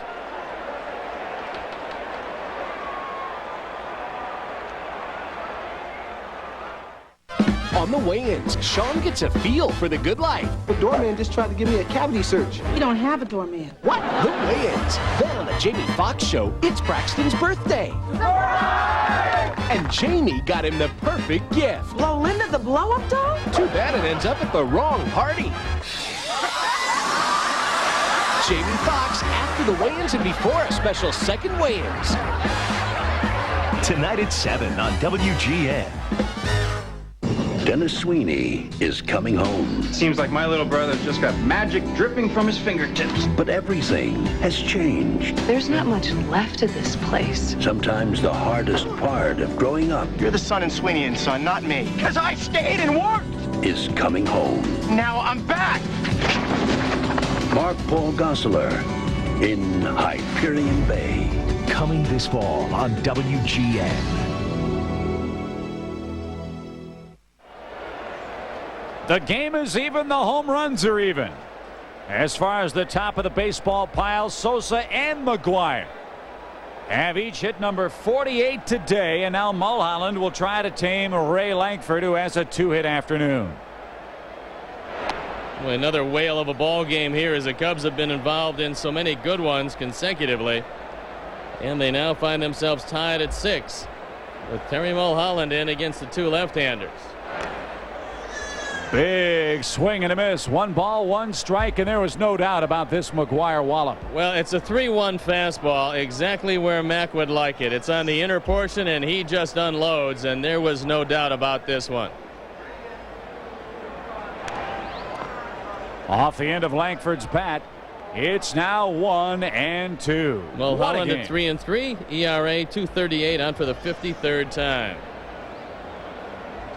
Manny Alexander takes over at second base for the Cubs in the double switch.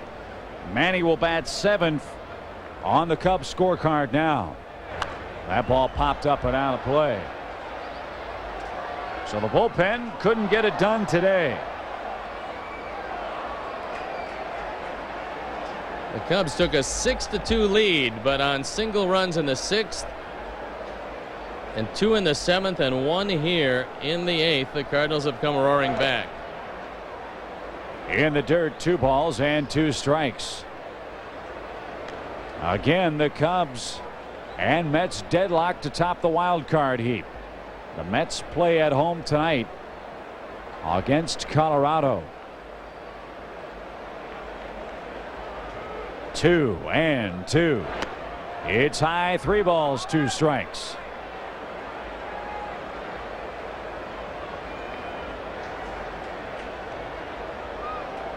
Don't want to put this guy on, for he's a threat to run.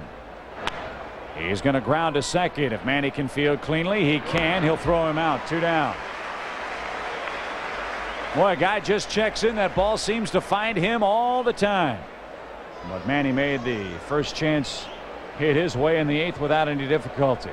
And now John Mabry, the batter. He's been on base 4 times today. He singled twice, bounced into a force play, and reached on the Felix Heredia error that started the fun for the Cardinals in the 7th.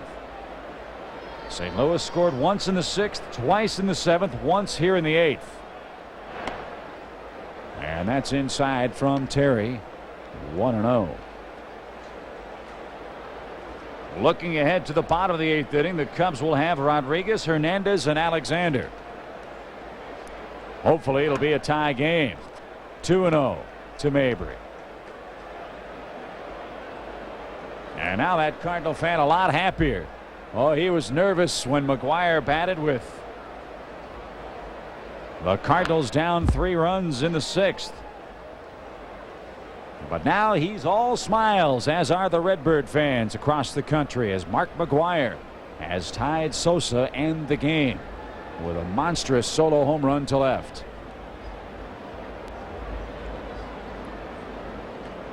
The 2-1 is high, 3 balls and a strike. There is Big Mac, who fell down by 1 for just a couple of innings before tying it up. Fouled away by Mabry. It's 3-2.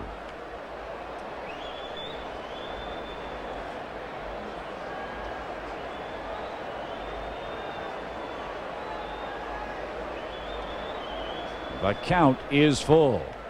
Not anymore. Mabry draws the 2-out walk. First issued by Mulholland. And only the 3rd issued today by Cub pitching. Now, if you're in the outfield, you have to play just a little deeper than normal, because Tatis does have Alley's power. And Mabry with decent, if not great, speed at first base. You can live with a single. You've got to cut off the Alleys and make sure he doesn't score. Tatis singled home a run his first time up, flirted with a home run his last time, and takes an inside strike.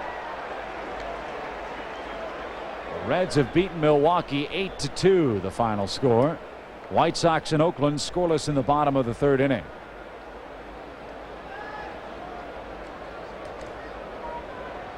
No balls, 1 strike the pitch. Line just foul down the first base line. Well, that was a break, because if that one gets into the corner, the Cubs are trailing by a run, but fortunately that was on the right side of the line. Guarding the bullpen, but couldn't come up with that vicious liner. That's probably not a real comfortable feeling if you're the bullpen catcher and a shot comes at you that hard. 0-2. A ball and 2 strikes.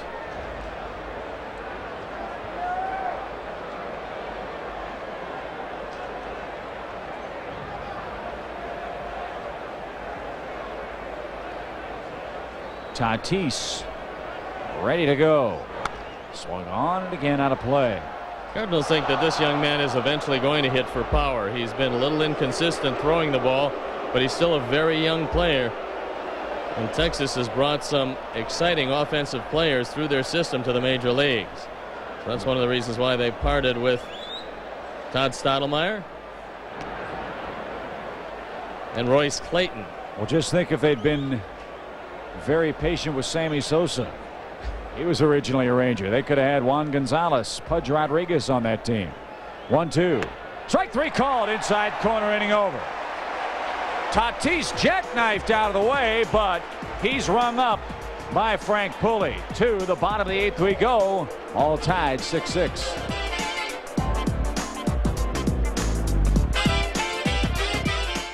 Doesn't your body love fruit? Everybody loves fruit. Hanging fruit. Chilled fruit.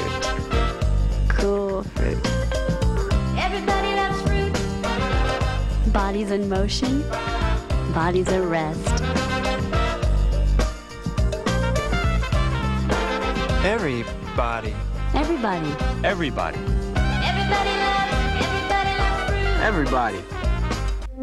Making friends is our business was a motto that my grandfather created back in the 1950s when he came up with the slogan. And beer is about friendship, about relationships.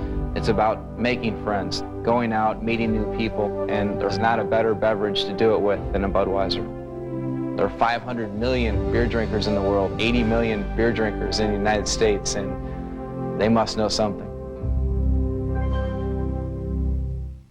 Hi, I'm Linda Carter, and I'm here to tell you why ordering your contact lenses direct from Lens Express is Such a great idea. We're America's largest contact lens replacement service. Call now for a free catalog and save up to 50% by ordering direct from Lens Express. and I get the exact lenses my doctor prescribed or my money back. Now that's what I call service. I couldn't do without Lens Express. Call this number now for a free Lens Express catalog. In every life, there is one great love and one unforgettable heartbreak. Felicity. Coming this fall on WGN.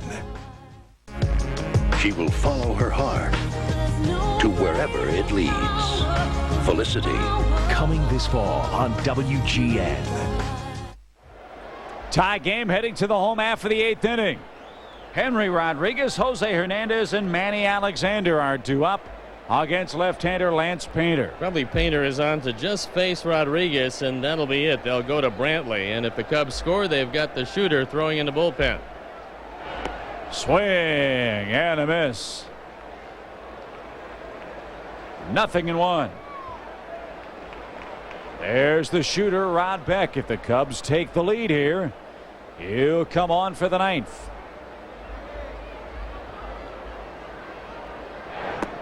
Outside, a ball and a strike. Well, with that home run that Henry hit, with the home run Sammy has hit, they've got the big league among duos in baseball. A-Rod and Ken Griffey Jr. nipping at their heels out of the Pacific Northwest for Seattle. And there is Jeff Brantley. Painter doesn't want to lose the lefty here. 2 balls and a strike. Breaking ball had him fooled. 2-2.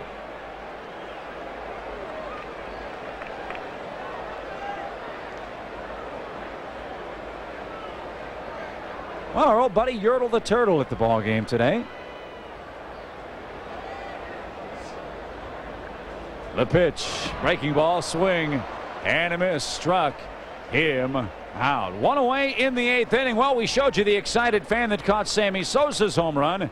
Now a fan reacts after catching Mark McGwire's 48th. Pretty awesome, pretty awesome.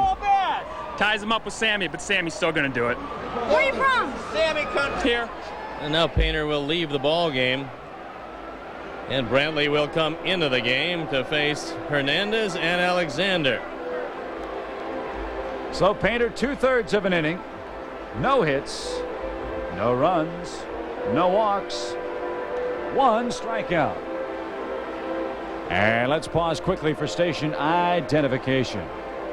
This is America's #1 sports station, WGN, Chicago.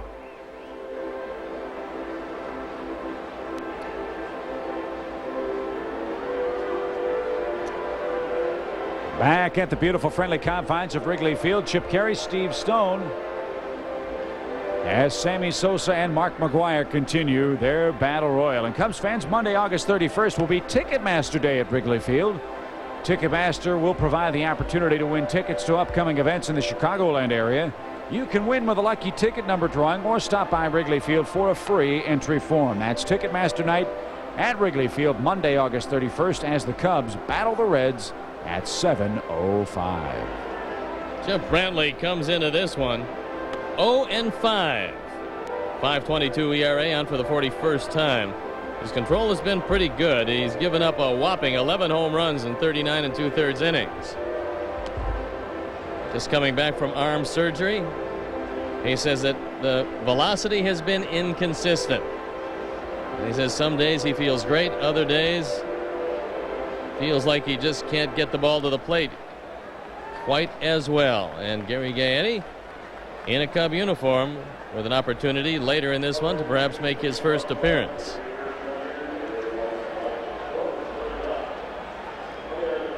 So it's Brantley against Hernandez. Jose, a 2-run homer in his first at bat. He was 5 for his first 5 in the series. Struck out in the 4th, reached on an error by the shortstop Ordaz back in the 6th. Brantley kicks and fires with the bases clear and a foul tip off Marrero. 0-1. Before Brantley had the arm problems, he was a terrific closer with Cincinnati. He led the league with 44 saves in 1996. Then last year the arm problems started. They let him go. St. Louis took a chance on him, and they think that next year it'll start paying some dividends for them. Out of Mississippi State, you might remember Bobby Thigpen coming out of there, Will Clark, Rafael Palmeiro, out of that great baseball program at Mississippi State.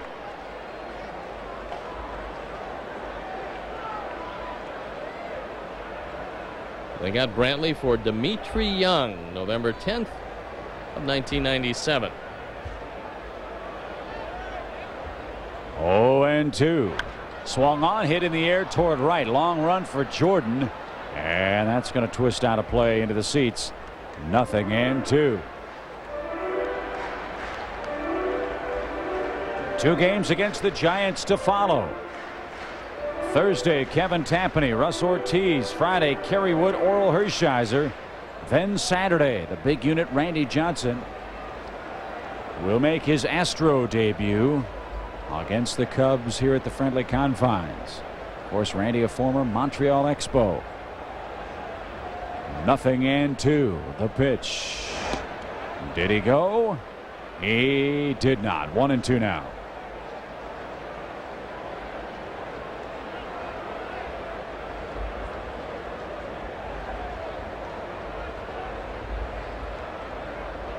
One and two. 6-6 game. We're in the 8th. Nearly hit him. Full count now. Make that a 2-2 count to Jose.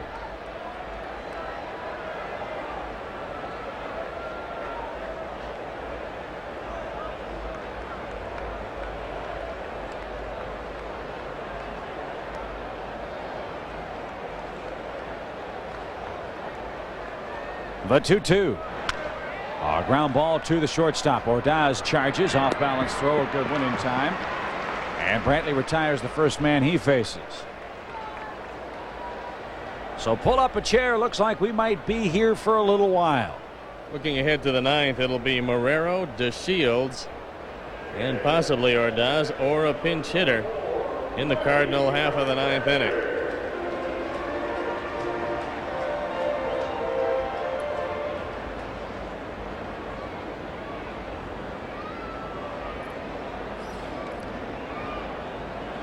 Here's Manny. He looks inside, ball 1.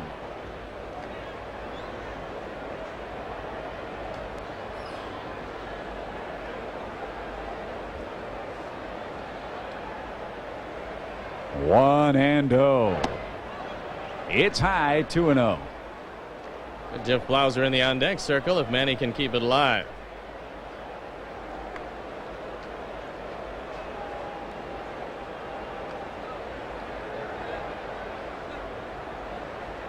The 2-0. 2-1.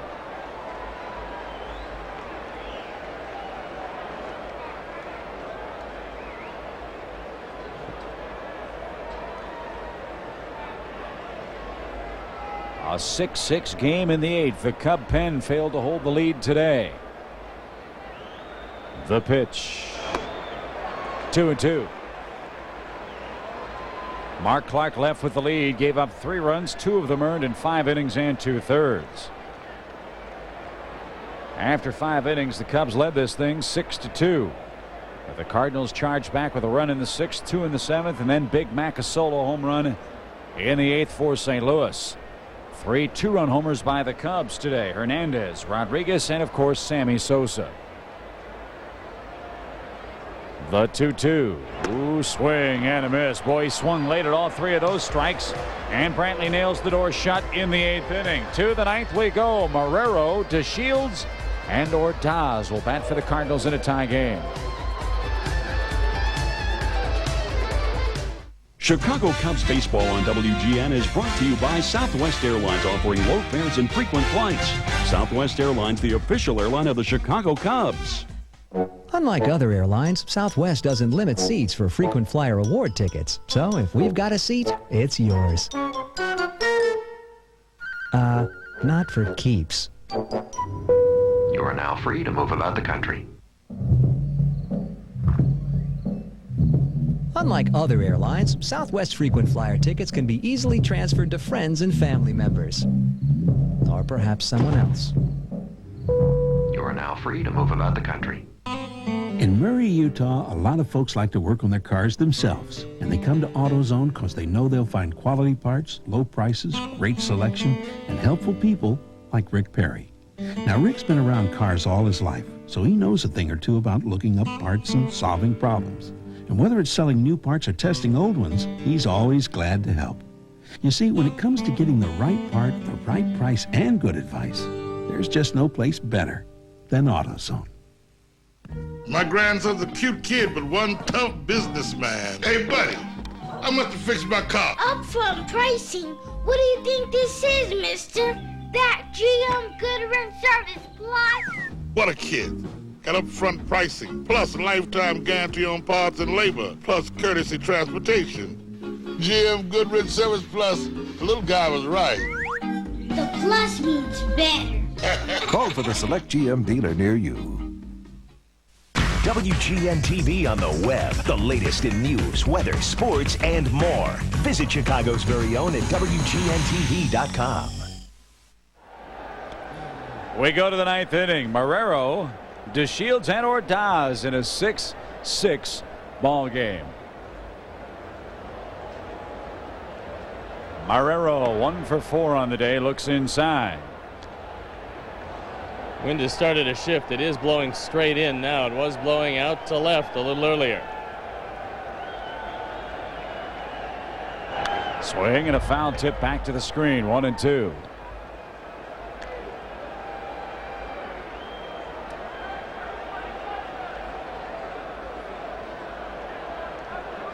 Blauser, Service, and Johnson barring a pinch hitter in the bottom of the 9th for the Cubs. The 1-2 to Marrero. Swung on, popped up. On the infield, who wants this one? It'll be Mark Grace. 1 away.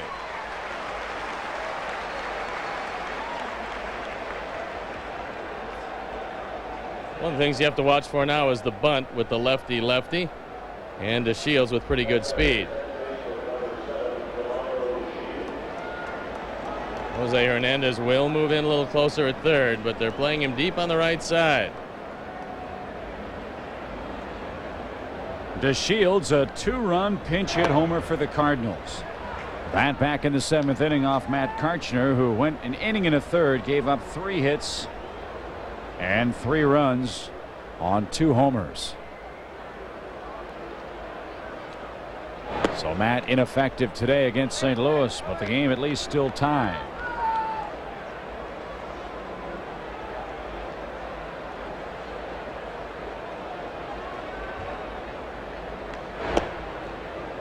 2 balls and a strike to Delino DeShields.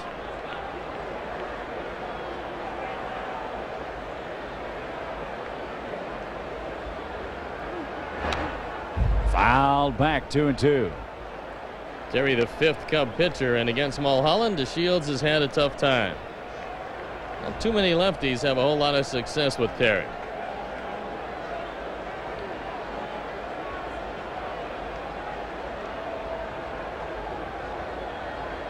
The 2-2 is fouled back and out of play.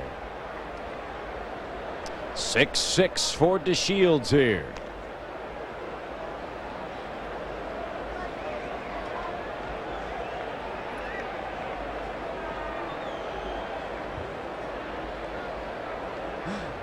The pitch lined inside the bag down the left field line for extra bases.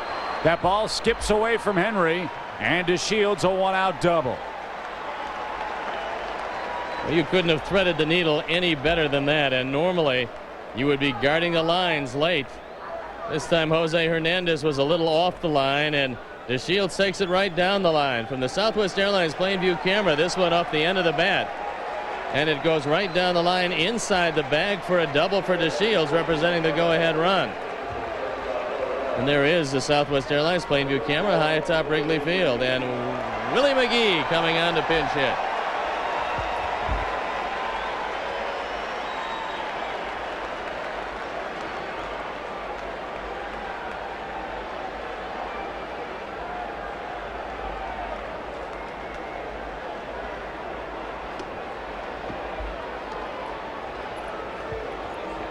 Jim Riggleman going to the mound. He wants to talk to Terry Mulholland while the bullpen starts to work, and it's Rod Beck throwing in the pen.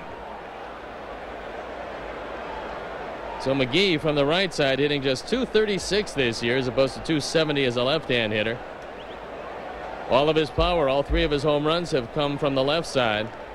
And as a pinch hitter this year, Willie 7 for 35.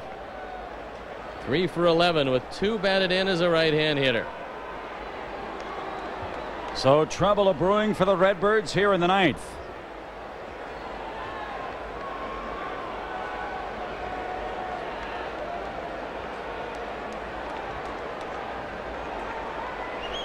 And Willie McGee, one of the most popular players ever to wear the Cardinal uniform, is the pinch hitter. And he takes a strike. And when you think about that statement, you think about some of the greats that have played in St. Louis. That says an awful lot. You think about Boyer, you think about Gibson, about Brock, about Maris, about Shannon, about Musial. And Willie McGee, if you had a popularity contest, would be right there amongst those great names with the fans in St. Louis. And he's still undecided, apparently, about what he's going to do next year, whether he will come back to St. Louis and play another year. No balls and a strike. 0-2. Terry is going to try to bury this ball right in on his hands. And that usually means that if you do make any contact, you'll pull it. But I would expect that Terry would stay even lower, because McGee has been known to expand that strike zone when he gets down a couple of strikes. 0-2. The Terry Mulholland pitch. Swing and a miss. Service can't find it. Now does. He'll throw McGee out at first. No advance by DeShields. Brantley will be called back, and now we'll see who Tony La Russa wants. Wengert, Stevens, and Beck, and Wengert will not be throwing as he's going to get a start, and Acevedo just activated off the DL. Witt and Petkazik, all right-handed. And now Placido Polanco will be announced. He'll pinch hit for the Cardinals. Runner at second, and 2-man out. DeShields representing the tie-breaking run of a 6-6 ball game. So Polanco bats for Brantley. And Polanco did have a base hit last night. He was 1 for 2.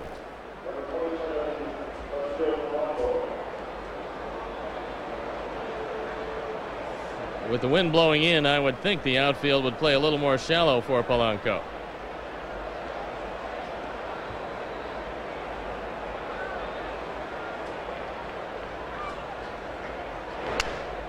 Broken bat bloop. Trouble if it's fair, but it's into the Cardinal bullpen.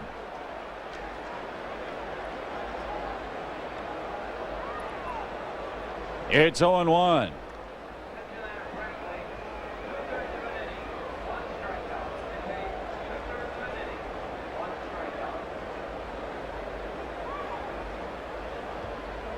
So Polanco will pick out a new bat. And he'll step back in. Well, Blauser meeting with Terry Mulholland. DeShields has all kinds of room. If he wants to take third, it's his. And I'm not sure why he's not going, because the closest man to him is Bruce Dreckman, and nobody else is bothering much with him. No balls and a strike. Polanco ready to go. So's Terry. The pitch is out of play again. 0-2.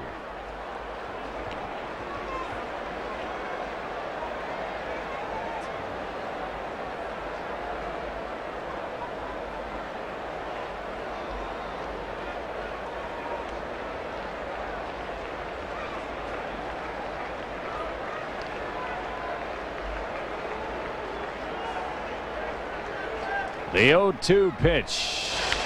Bouncing ball left side. Oh, Jose Hernandez. Good play. DeShields tried to shield him from the baseball, but Jose gloved it and threw out Polanco at first. On we go to the bottom of the ninth inning. Blauser, service, Johnson due up in a tie game. Coming this fall, the men and women of Fort Bendix. You are dismissed. You're not the boss of me. They live by a code of honor and chivalry. My daddy has very strict rules against dating soldiers. I don't want to date your daddy. They serve for one reason alone. I don't want to go back to the post office. It's not just a job. This is the Army, not some college dormitory. It's the Army show. Why was that man yelling at us? Coming this fall on WGN. Where's my blue shirt? At the cleaners. Where's that piece of wire with the thing on it?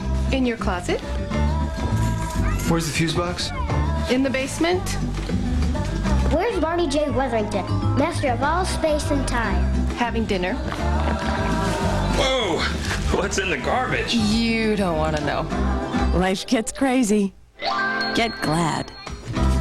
Where's my bowling ball collection? New Revlon Moisture Stay Lip Color.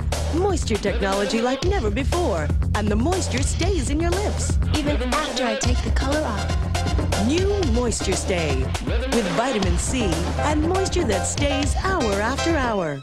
So my lips stay soft, stay moisturized, even after I take the color off. All new shades, all new shine for your lips. New Revlon Moisture Stay Lip Color. Do it for your lips. Revlon. Placido Polanco stays in the ballgame to play shortstop for St. Louis, and hard-throwing right-hander Juan Acevedo becomes the 6th St. Louis Toiler. Like so many of these Cardinals, he's also worked in the starting rotation as well as the bullpen. A 5-2 record. Very fine 3.35 ERA on for the 31st time. 9 of them starts. He's given up 7 home runs in 75 innings, and he does have a great fastball. So it'll be Blauser, service, and then to the top in Johnson. Well, the Cubs have won 16 times in their last at bat. 10 of those 16 have come here at Wrigley Field. Well, you don't want to go to extra innings because it'll be Jordan, McGwire, and Langford in the 10th if the Cubs cannot win it here.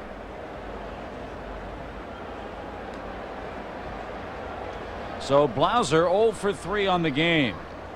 He'll take a look at Juan Acevedo. Tatis thinking perhaps that Jeff might be bunting, in close at third, and he's over toward the line. Lifetime Jeff 4 for 8 against this guy with a couple of home runs. First pitch popped up. Marrero behind the dish, shielding his eyes, staggering, but puts it away. 1 away.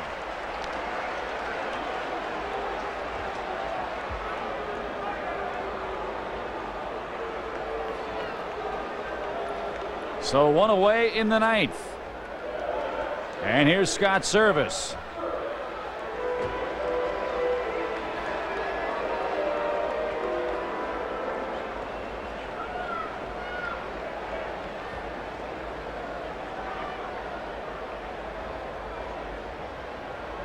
Scott with a base hit back in the 7th inning. And he takes ball 1.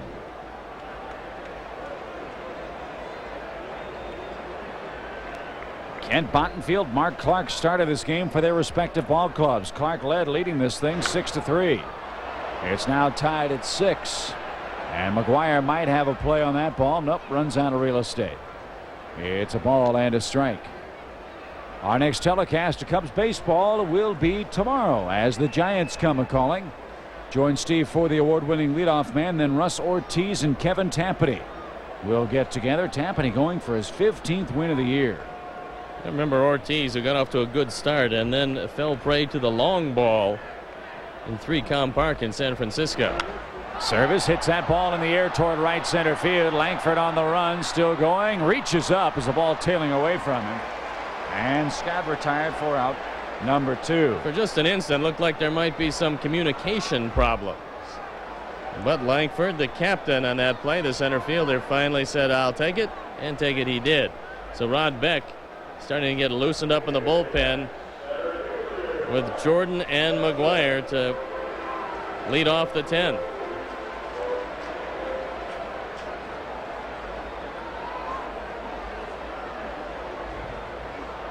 Johnson shows bunt, takes strike. Brent Brown in the on-deck circle in case Lance can keep it alive.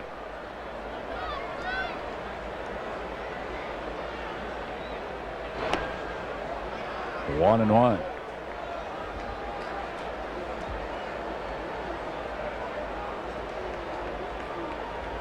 Lance 0 for 3 today. A 5-game hitting streak on the line here.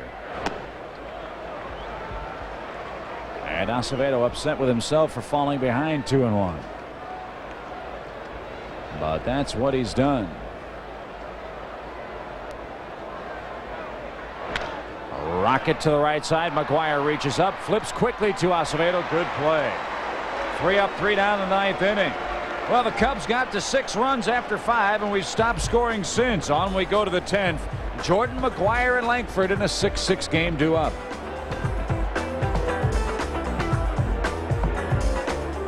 The height of passion, the depths of evil. You have no idea what it's like to have done the things I've done. Buffy and Angel's haunting romance couldn't last forever.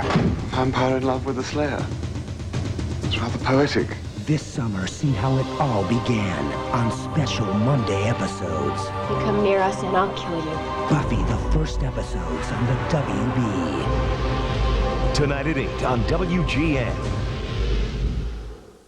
Coming this fall. So do you smell something funny? Check your feet. When you're in love, life's a permanent honeymoon. Until the City League playoffs are over, you stay out of the strike zone. And together, Hey, now! you can get through anything. Wait till Mel finds out all those meals I cooked were takeout. Well, almost anything. It's when they find out what they thought was PMS is your real personality. For your love. Coming this fall on WGN. Well, there's Dutchie Carey sitting with Nick Cladis, one of the owners of the St. Louis Cardinals. We hate to have to report this, but Dutchie's sitting in enemy territory today, but she's seen a great ball game. She has that. It was all the Cubs early, but the Cardinals fought back. And now they have the heart of their order against Terry Mulholland.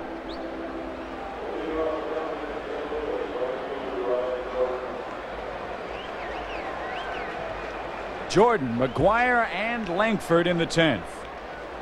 Jordan is 3 for 5 today. Doubled and scored in the first, singled in the 3rd and 6th. And the Cubs got a break when he bounced into a check swing rollout in the 8th inning. That was against Matt Karchner. But then McGwire unloaded for number 48. And Jordan tried to hit number 20 just there, and he missed it. Cardinals 7-6 in bonus panels. Both of these teams one game over 500. The Cubs 9-8 in extra innings.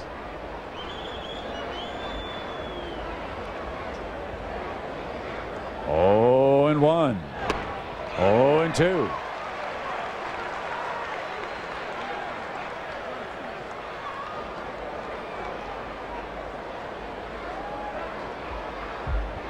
We showed you 8-8 on that graphic. Cubs 9-8 in bonus innings this year. And Jordan chased a terrible pitch and strikes out. Now Scott Service will have a little talk with Terry Mulholland about how they want to work Mark McGwire.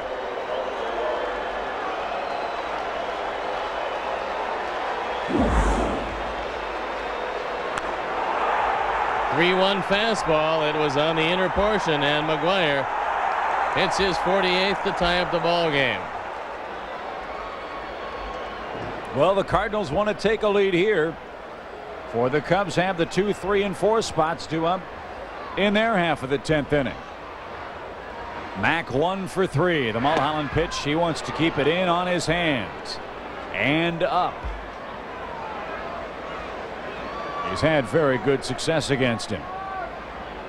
1 ball, no strikes. The pitch.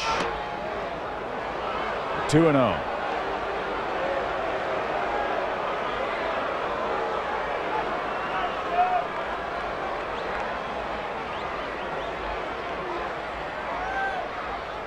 Swung on, belted into center field. Judson back at the track, at the wall. McGwire has number 49.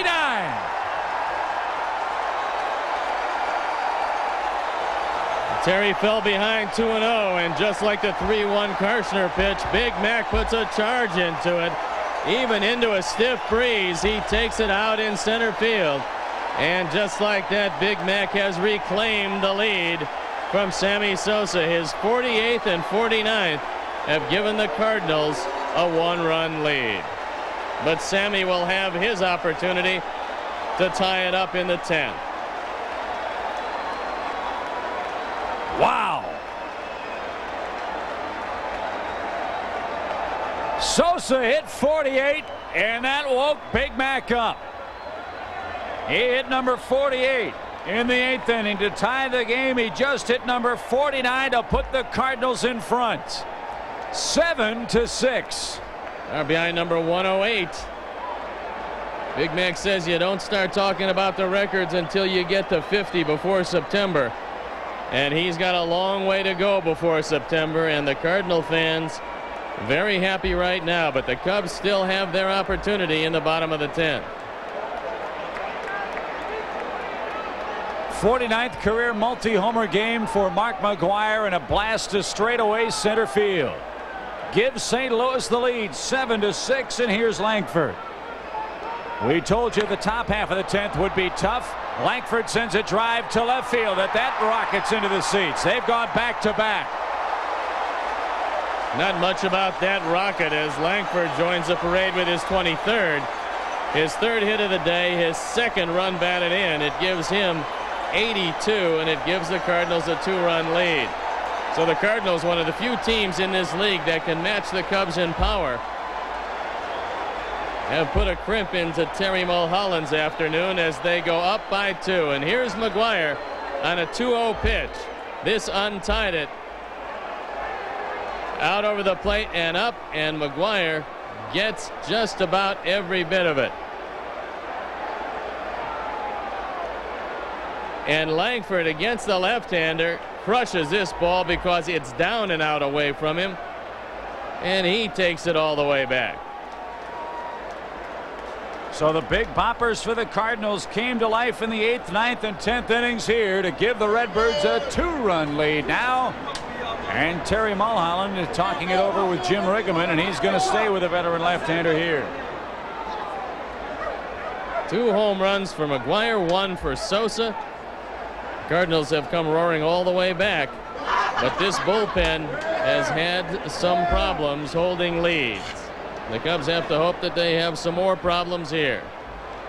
A 2-run Cardinal game for Mabry, and he takes strike 1. Mabry has been on base 5 times today. 2 walks. He reached on a fielder's choice on an error and a walk.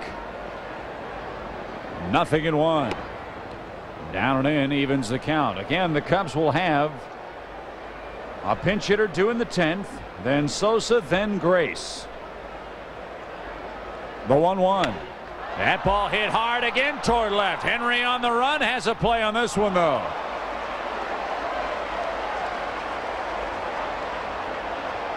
And there are 2 men out.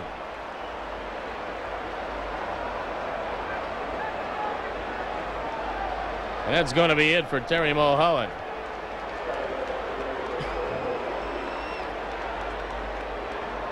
So Beck will now come on and face Tatis.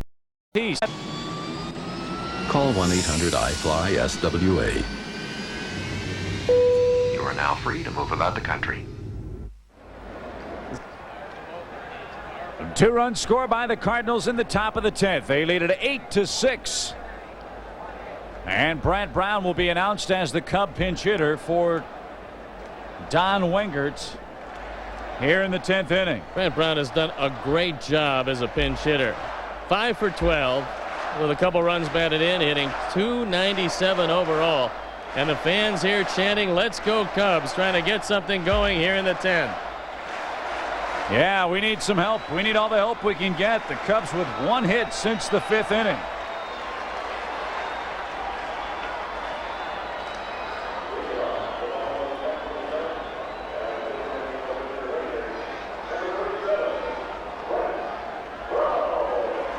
So here's Brant Brown. If you get on, then Sammy with 1 swing can tie it up. So a big at bat for Brant. And the first pitch, swing and a miss. Boy, the strikeout total for Brown really has been piling up of late. Well, Jim Riggleman's the first to say, and I concur with him, I'm not sure if that shoulder is still 100%. He fell awfully hard on it in Detroit, came back rather quickly, but he's still done a terrific job. 1-1 the count now. The pitcher firing from bright sunny center of the field. The batter's box covered in shadows. The 1-1. Breaking ball, fly ball, shallow center. It'll be caught by Langford. 1 away. So if Sammy hits the ball out of the ballpark here, you tip your cap to him. But it would only bring the Cubs to within a run. But this man has a tremendous flair for the dramatic. McGwire's hit a couple of them today. Maybe Sammy can hit his second right here.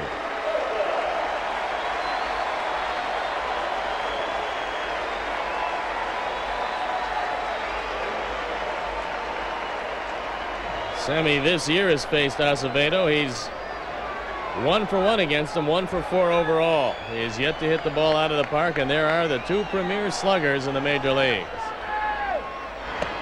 Down low to Sosa. The Cubs also have Mark Grace and Henry Rodriguez.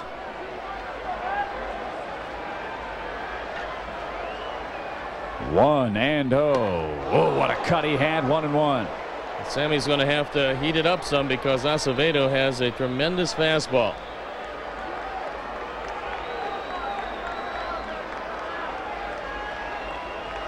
A ball and a strike. Sammy asks for time. Now he's ready to go. 1-2. Nothing fancy about Acevedo right there. He's thrown 2 fastballs right by him.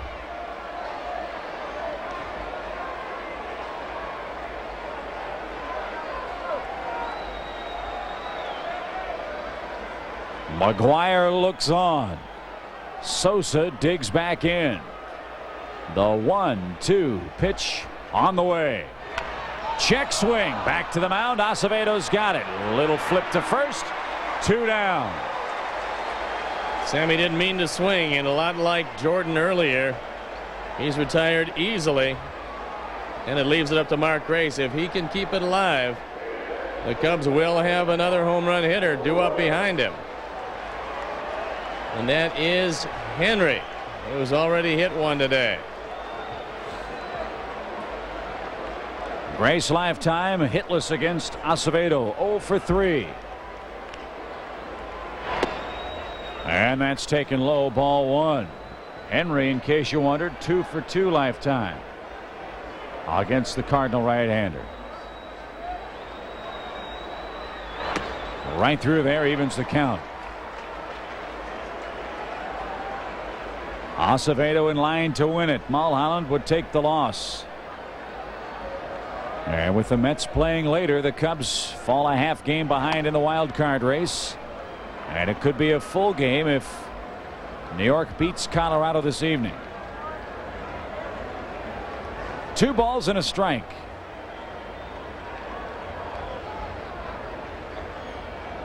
The 2-1. 2-2. So the Cubs now down to their final strike.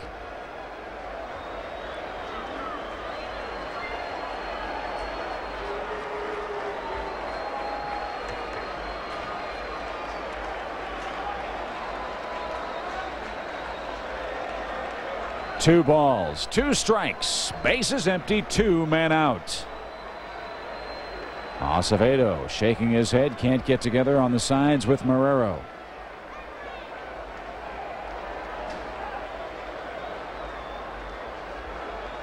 The 2-2 is out of play. Well, all the highlight shows will be buzzing tonight as McGwire and Sosa continue their chase of Roger Maris. Big Max hit 2 home runs today. Sosa has hit 1, and the wind was blowing in for most of the afternoon. 2-2. Again, Grace hanging tough. Supposed to get a little warmer here in Chicago, and that should mean that the wind will be blowing out for the remainder of the homestand, hopefully starting tomorrow. Sammy could put some big numbers on the board. Big Mac can't possibly play in all 4 of those back-to-back doubleheaders with the Cardinals. The 2-2 swung on line right field for a hit. The tying run comes to the plate. Nothing like a little 10th inning drama from Henry Rodriguez.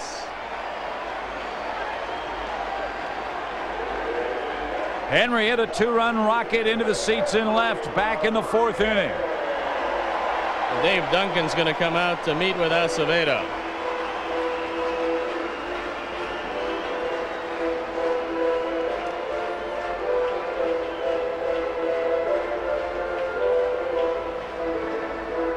Don't forget, the Cubs welcome the Giants to town tomorrow. Russ Ortiz, Kevin Tapani. Then Friday, Oral Hershiser, Kerry Wood. Both games of the Giants series here on WGN. Then it's the Astros Saturday, Sunday, and Monday. And then we're on the road to Cincinnati and to Colorado.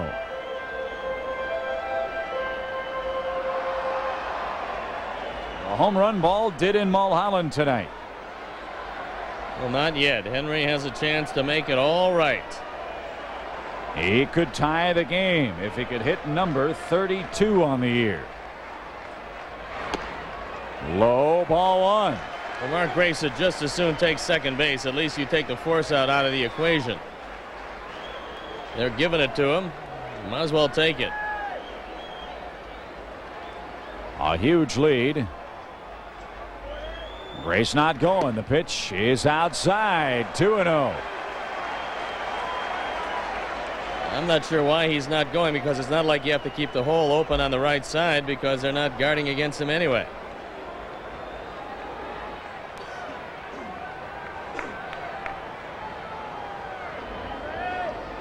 The 2-0. Strike on the outside corner. It's 2-1. Oakland beating the White Sox 5-0. That game now in the 6th. 2-1. Grace the lead. The pitch swung on line right field corner. That ball is fair into the corner. Grace routes second, on his way to third. He's going to stop there. Second and third, 2 outs for Jose Hernandez.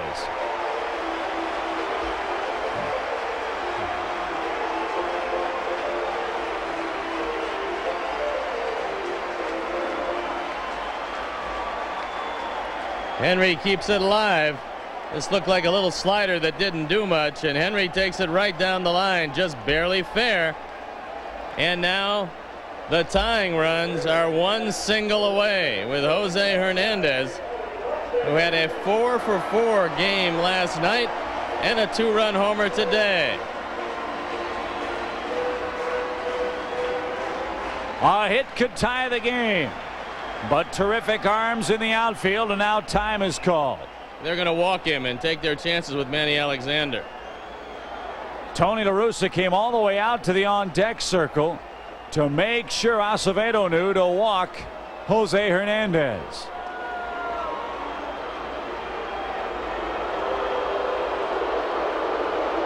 The Cubs have Gary Gaetti on the bench.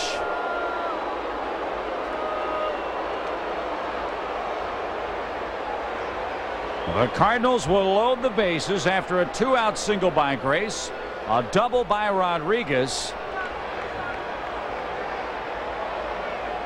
and Gary Gaetti standing by, but Manny Alexander, the man, due up. There is the fourth one out of the zone, and Manny is going to hit for himself, it appears.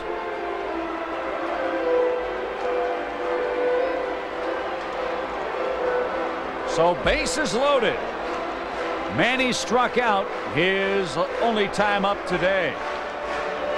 That was back in the 8th. He has never faced Acevedo. I'm sorry. The Cubs trying to work some 2-out magic. This rally started with 2 out, nobody on, with a Mark Grace single, and it's turned into bases loaded and 1 base hit away. Now remember, the arms in the outfield very good, and Henry does not have great speed.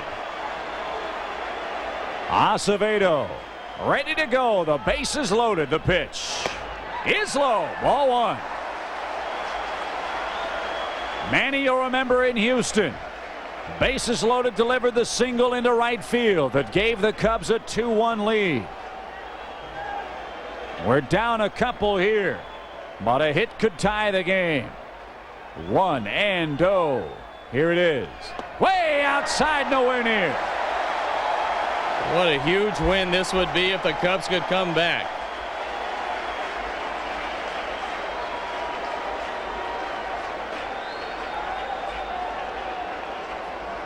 Manny in the driver's seat here. 2 balls, no strikes. The set, the pitch. Low, 3-0. A walk means a run.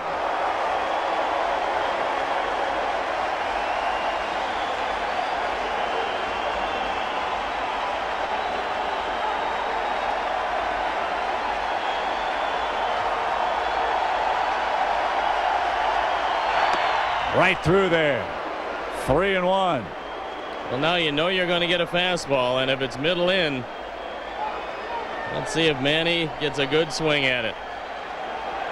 That man's been riding the emotional roller coaster all day. The 3-1 pitch. Strike 2 call.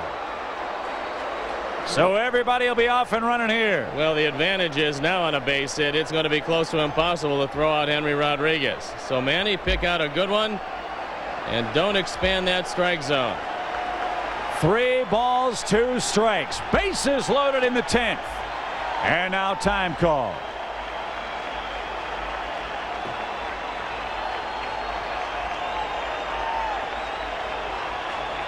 They are on their feet at the friendly confines. The runners go 3-2. Lined softly into right. Jordan on the run. Still coming. Dives. It's in foul ground. Almost a perfect spot. That would have scored 3 and won the ball game. Everybody running. Unfortunately, it's sliced just foul.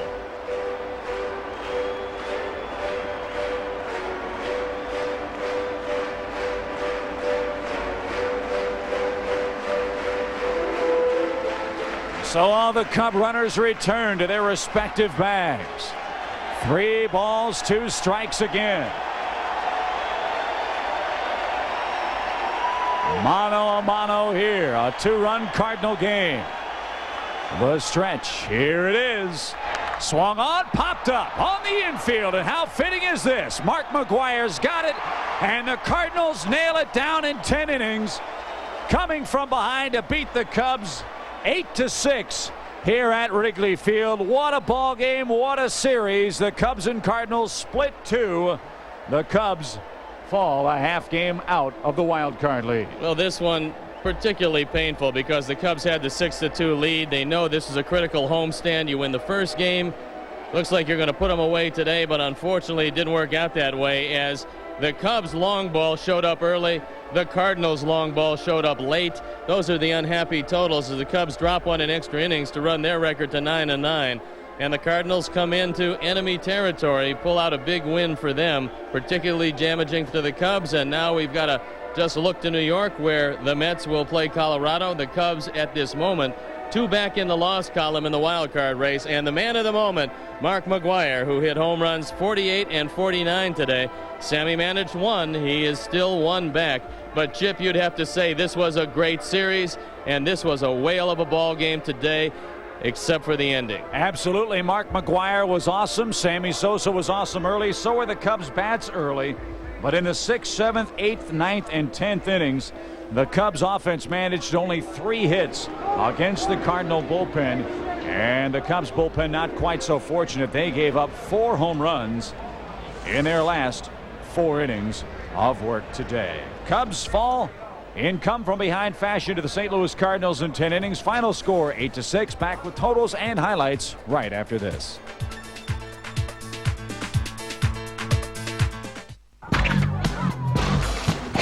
The 24-ounce bottle from Pepsi. It's perfect for a lot of little thirsts. Or one great big thirst. Uh-oh, not again. Hey, Shaq, thanks a lot. Sorry. The 24-ounce six-pack, only from Pepsi. A little help, please? Somebody? On the weigh-ins, Sean gets a feel for the good life. The doorman just tried to give me a cavity search. You don't have a doorman. What? The weigh-ins. Then on the Jamie Foxx show, it's Braxton's birthday. Surprise! And Jamie got him the perfect gift. Lolinda the blow-up doll? Too bad it ends up at the wrong party. Jamie Foxx after the weigh-ins and before a special second weigh-ins. Tonight at 7 on WGN. John Lithgow performs the Discover Card Dial-Along song. An extemporaneous piece. Provided for your dialing pleasure while you call 1-800-IT-PAYS-2 and apply for your Discover Card, the card with the cashback bonus award that always pays you back.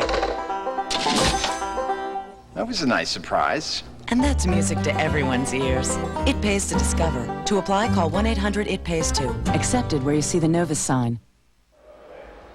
Here's our Budweiser play of the game. It was the final home run of the day for Mark McGwire, who hit 2 of them. He now has 49 on the year. This one put the Cardinals out in front after McGwire tied the game in the 8th. What a day for Big Mac.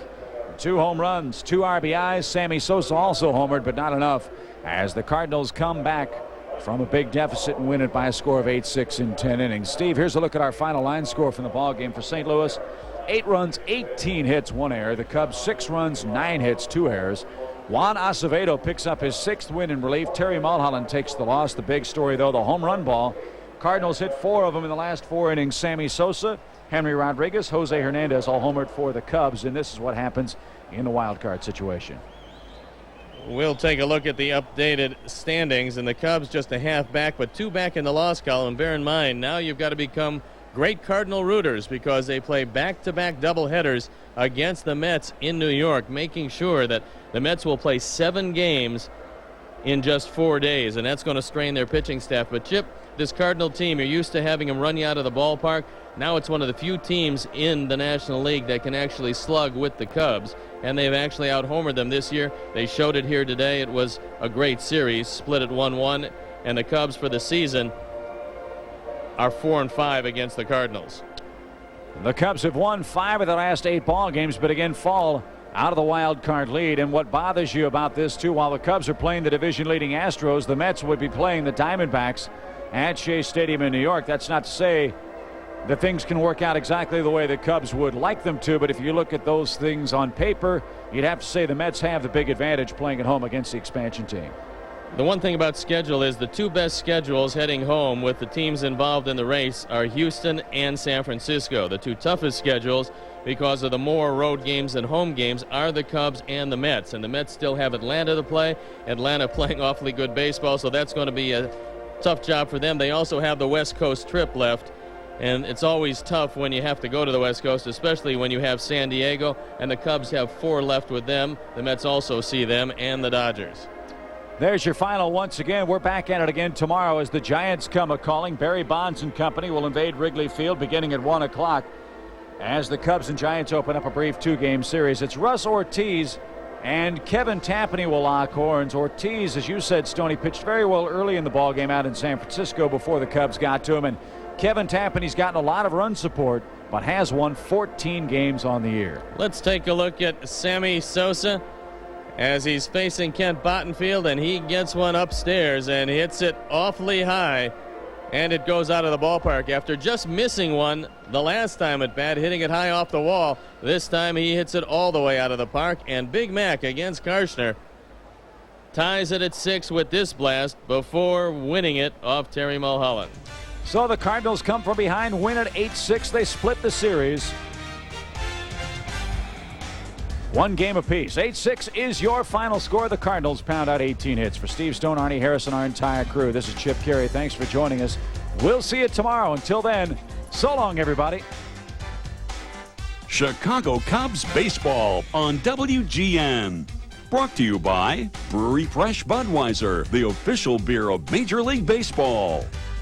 Ameritech, in a world of technology, people make the difference. Pepsi, Generation Next. ComEd, the official electric company of the Chicago Cubs. ComEd, what do you do with your power? And by Southwest Airlines, offering low fares and frequent flights. Southwest Airlines, the official airline of the Chicago Cubs.